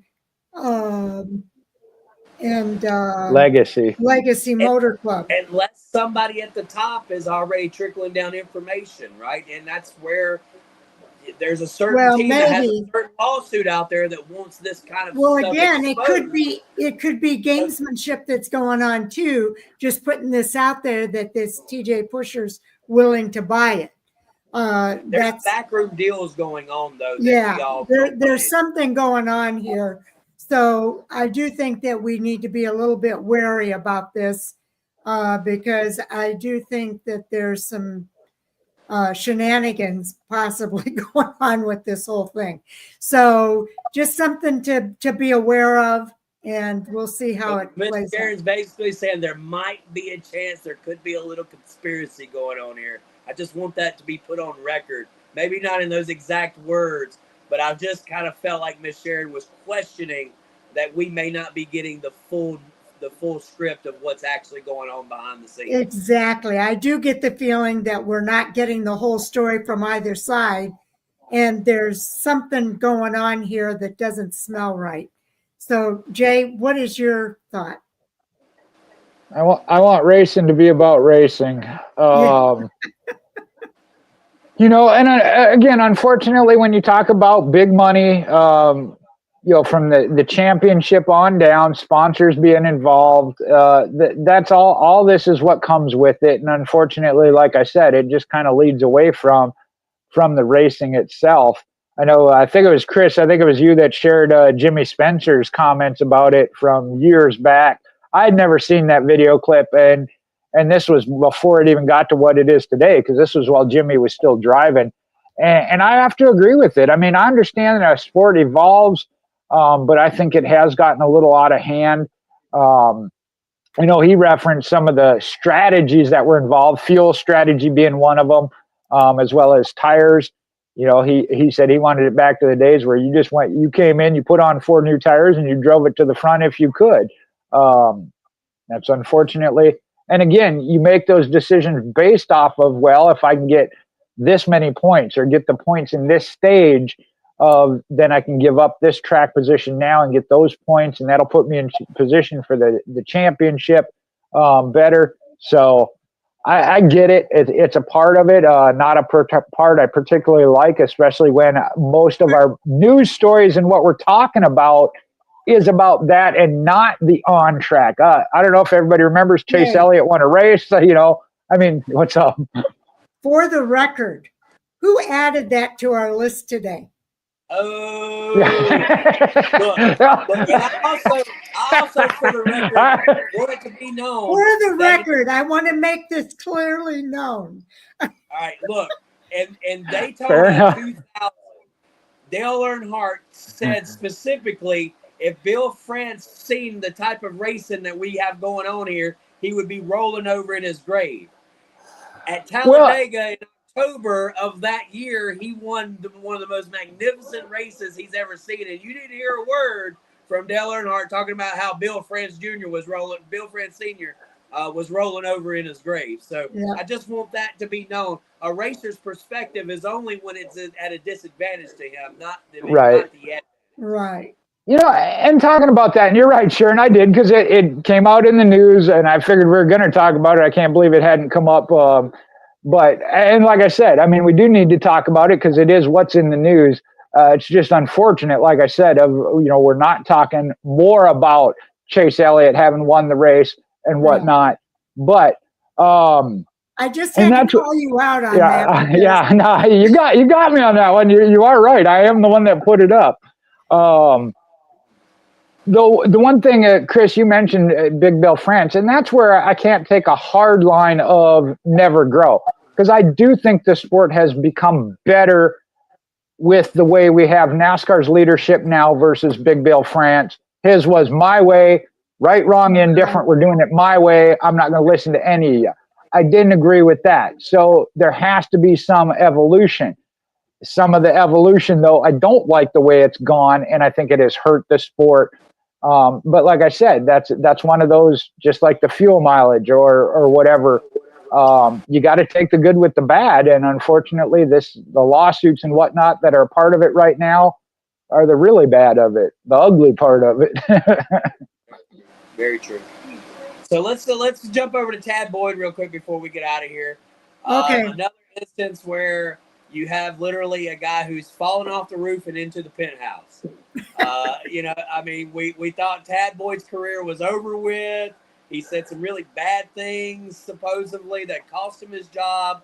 And now all of a sudden he's the spotter for Christopher Bell, who's, rightfully probably one of the favorites to win the championship. Were we right last week? We can just say that we were probably right last week, that the comments were an easy way out for them to get rid of him, and he didn't fall very far. He made a pretty soft landing where he fell. Yeah, apparently JGR didn't have any problem with the comments. So JGR picked him up pretty quick. And we said he's one of the better rightfully so spotters that are out there. So Christopher Bell certainly benefited from it as well. So he fell into the penthouse on that one, and it didn't hurt him one little bit. Jay?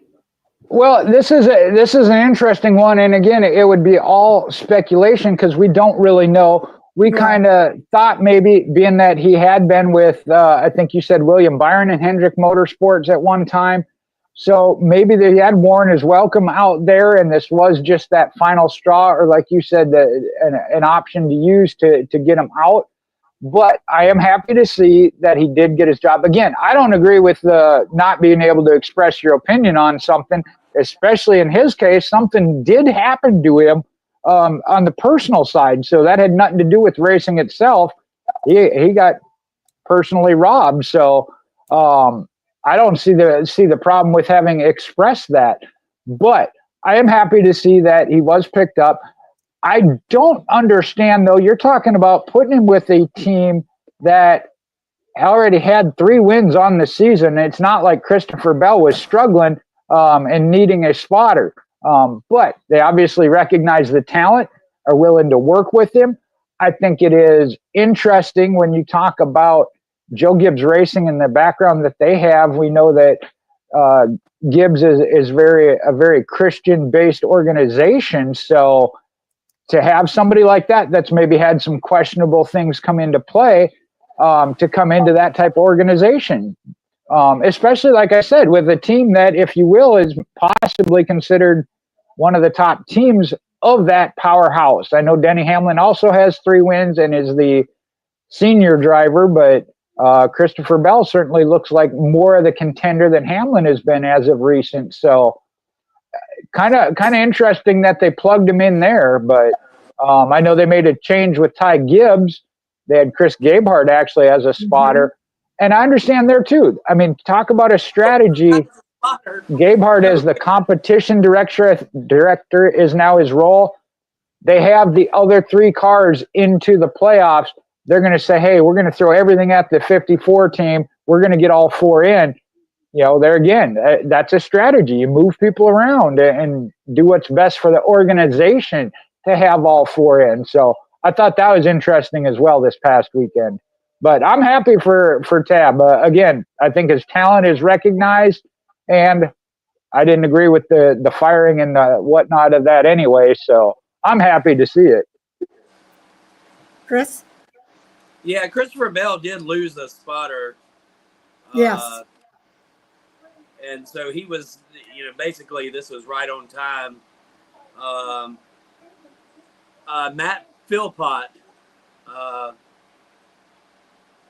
Okay, wait a minute. Stevie Reeves is the guy who was right. Who was his opted to step away. That's right.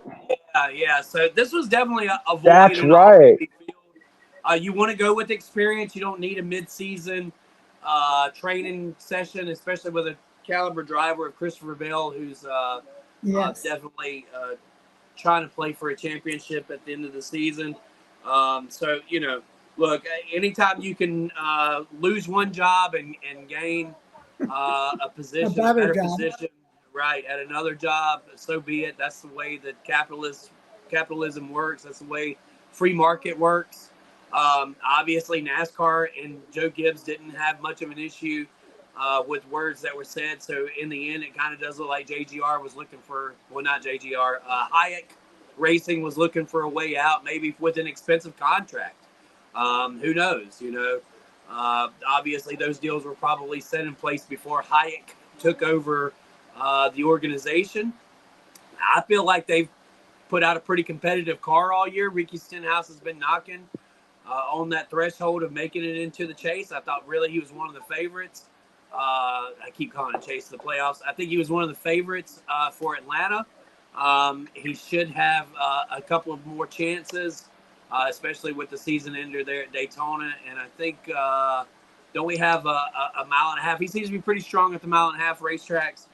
So, look, anytime that you've got a chance to cut budget and somebody kind of hangs themselves the way Tab did, I think that you take advantage of that. And JGR, who has no problem spending big money. We see this all the time with the Yankees and other major organizations. They'll take a player who's had 2 years of knee surgeries and bad stats, and they'll put him on the team, and then all of a sudden you've got an all-star player, or they get cut 3 weeks into the season. This is a big market team that can afford to take a chance on a spotter, and they did just that. So kudos to Tab Boyd. You have secured yourself for the rest of the year being in the Cup Series as a spotter, and I feel like that he can hang his head pretty high. That his comments weren't as egregious as they were made out to be. It was kind of like it was just a shudder of what Carson Hocevar had to say, and definitely it was real reality what he was speaking, not just of something that he imagined it to be. So definitely a little bit different perspective and opinion from that side of it. But all in all, look forward to seeing what happens this coming week. The one thing that I know we didn't talk about that continues to irk me every single year is the fact of the trucks will start their playoffs, I think, in 2 more races, which is completely away from. Yeah, and I think both the next 3 races in the Truck Series are all road course races at that. So completely unhinged. If we're going to do a playoff style amongst our divisions, then I wish that we would all get on the same page and start them all at the same time. There's nothing more confusing than having one series that's racing for the championship and another series that's not. I think if it was all collaborated together, if it was all put into one, it would be so much easier to talk about. The trucks take a lot of races off during the year. They don't have anywhere near the big schedule. Let's put all their 10 races in, even if they're at different racetracks. Let's just race all the 10 races at the same time so that everybody's on the same playoff bracket and it doesn't create confusion as it has. But I don't see any need to discuss that. That's just my own personal opinion. Yeah, I think they all do come together for the championship race.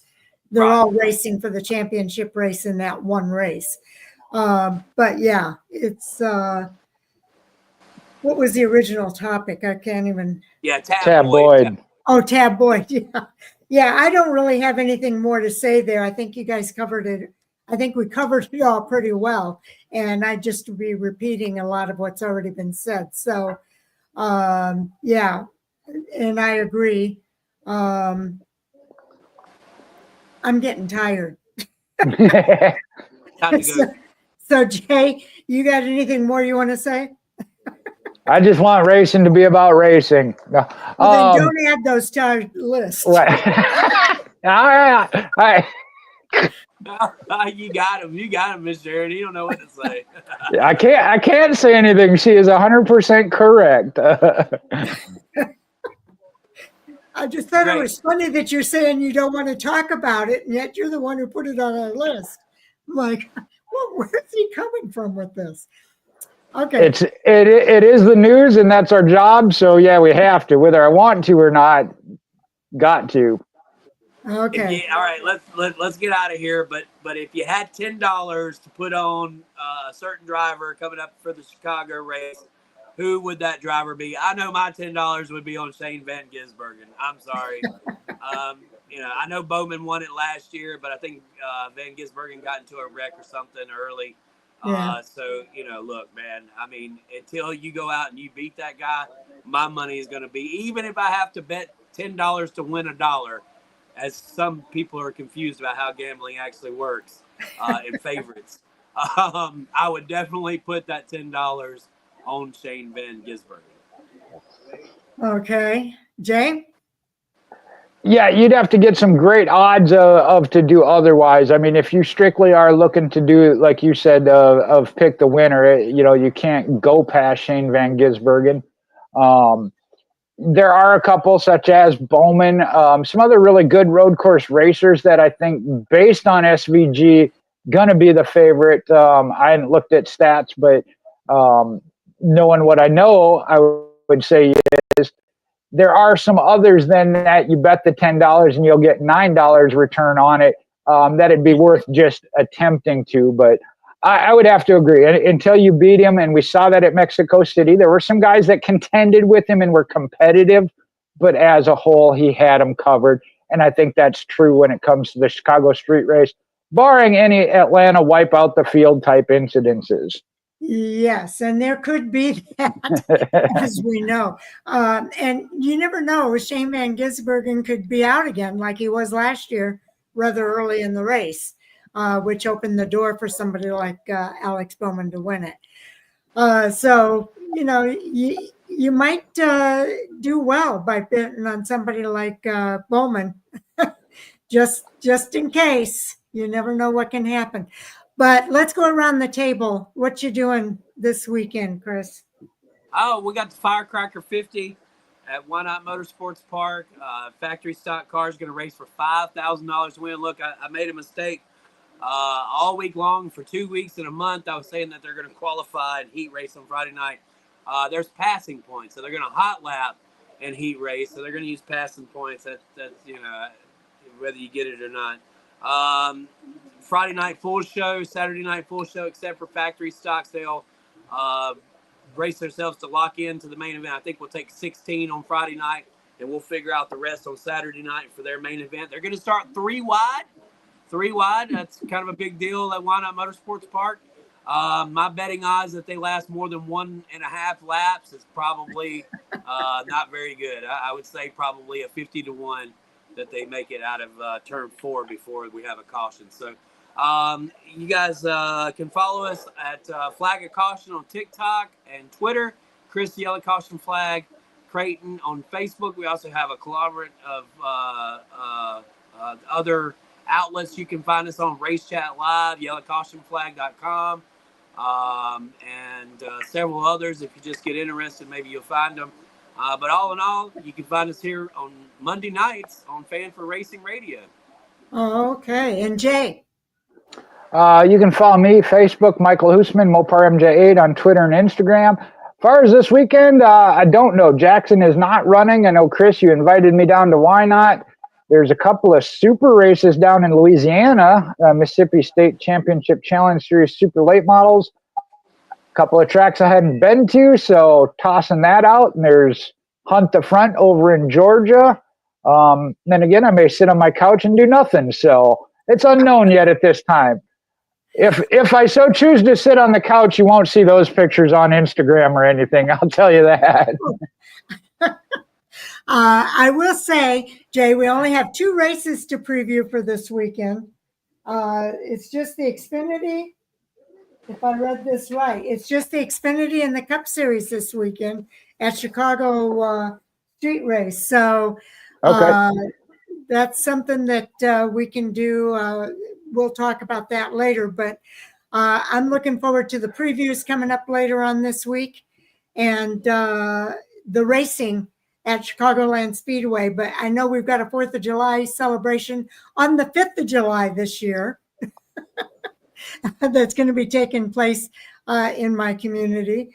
And so looking forward to that as well. And Chicago always celebrates on the 3rd of July. They celebrate with fireworks on the 3rd of July. So who knows? I might get in a couple of celebrations there. But I am Fan for Racing site on Twitter, Fan for Racing blog and radio on Facebook, and our website. And I'm looking forward to the Chicago Street Race. I did go there last year, and we had a ball. It was so well done. I really was impressed. And if you ever get a chance to go, I would highly recommend it.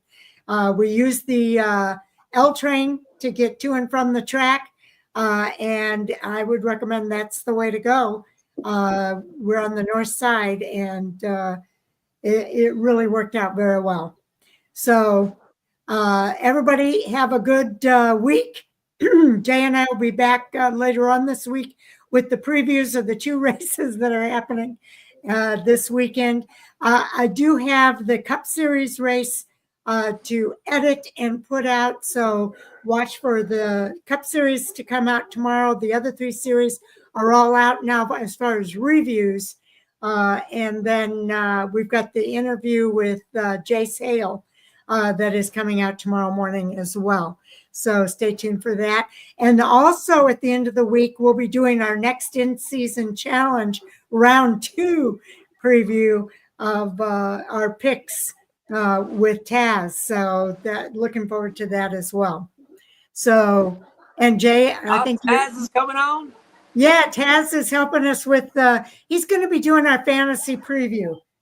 All right, good deal.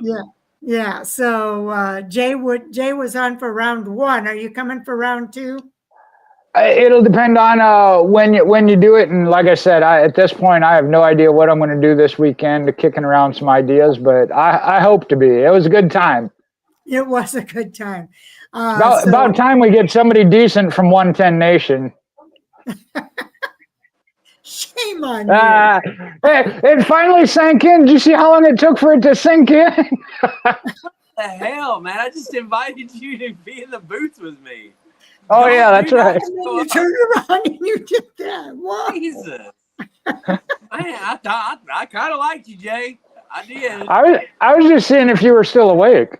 No. It's time for bed. That's the one thing about it. We go entirely too long, man. It is. It wears me out, I'll tell you. By the time I do all of the previews and interview, all the editing for all of that, and then I get here, I'm ready for bed already. I swear I have to take a sleeping pill. I get all jacked up on this show, so it'll be 1, 2 o'clock in the morning before I go to sleep. I know, me too. Sometimes that does happen. I get that juice. Once I get that juice pumping, boy, it's over with. I'm glad I'm not the only one. And no, you're not. And race night, doesn't matter if we get out at 10 o'clock or 12 o'clock. I know. It's still 4 o'clock in the morning before I go to sleep. So. You know, I will say this. We did have a real uptick on our views for our last Hot Topic Sound Off. So we'll see what happens here and see if we get another uptick. But do stay tuned. We'll be back on Monday night at 10 o'clock Eastern time with our Hot Topic Sound Off. But we really have to talk about that. We have to come up with a new time maybe for Hot Topic Sound Off. Awesome. Okay, everybody. Good night. Good night. Good night. Good night, everybody. Love you, Chris. Love you too, Jay. Bye. Oh, I like it when you make up and move on.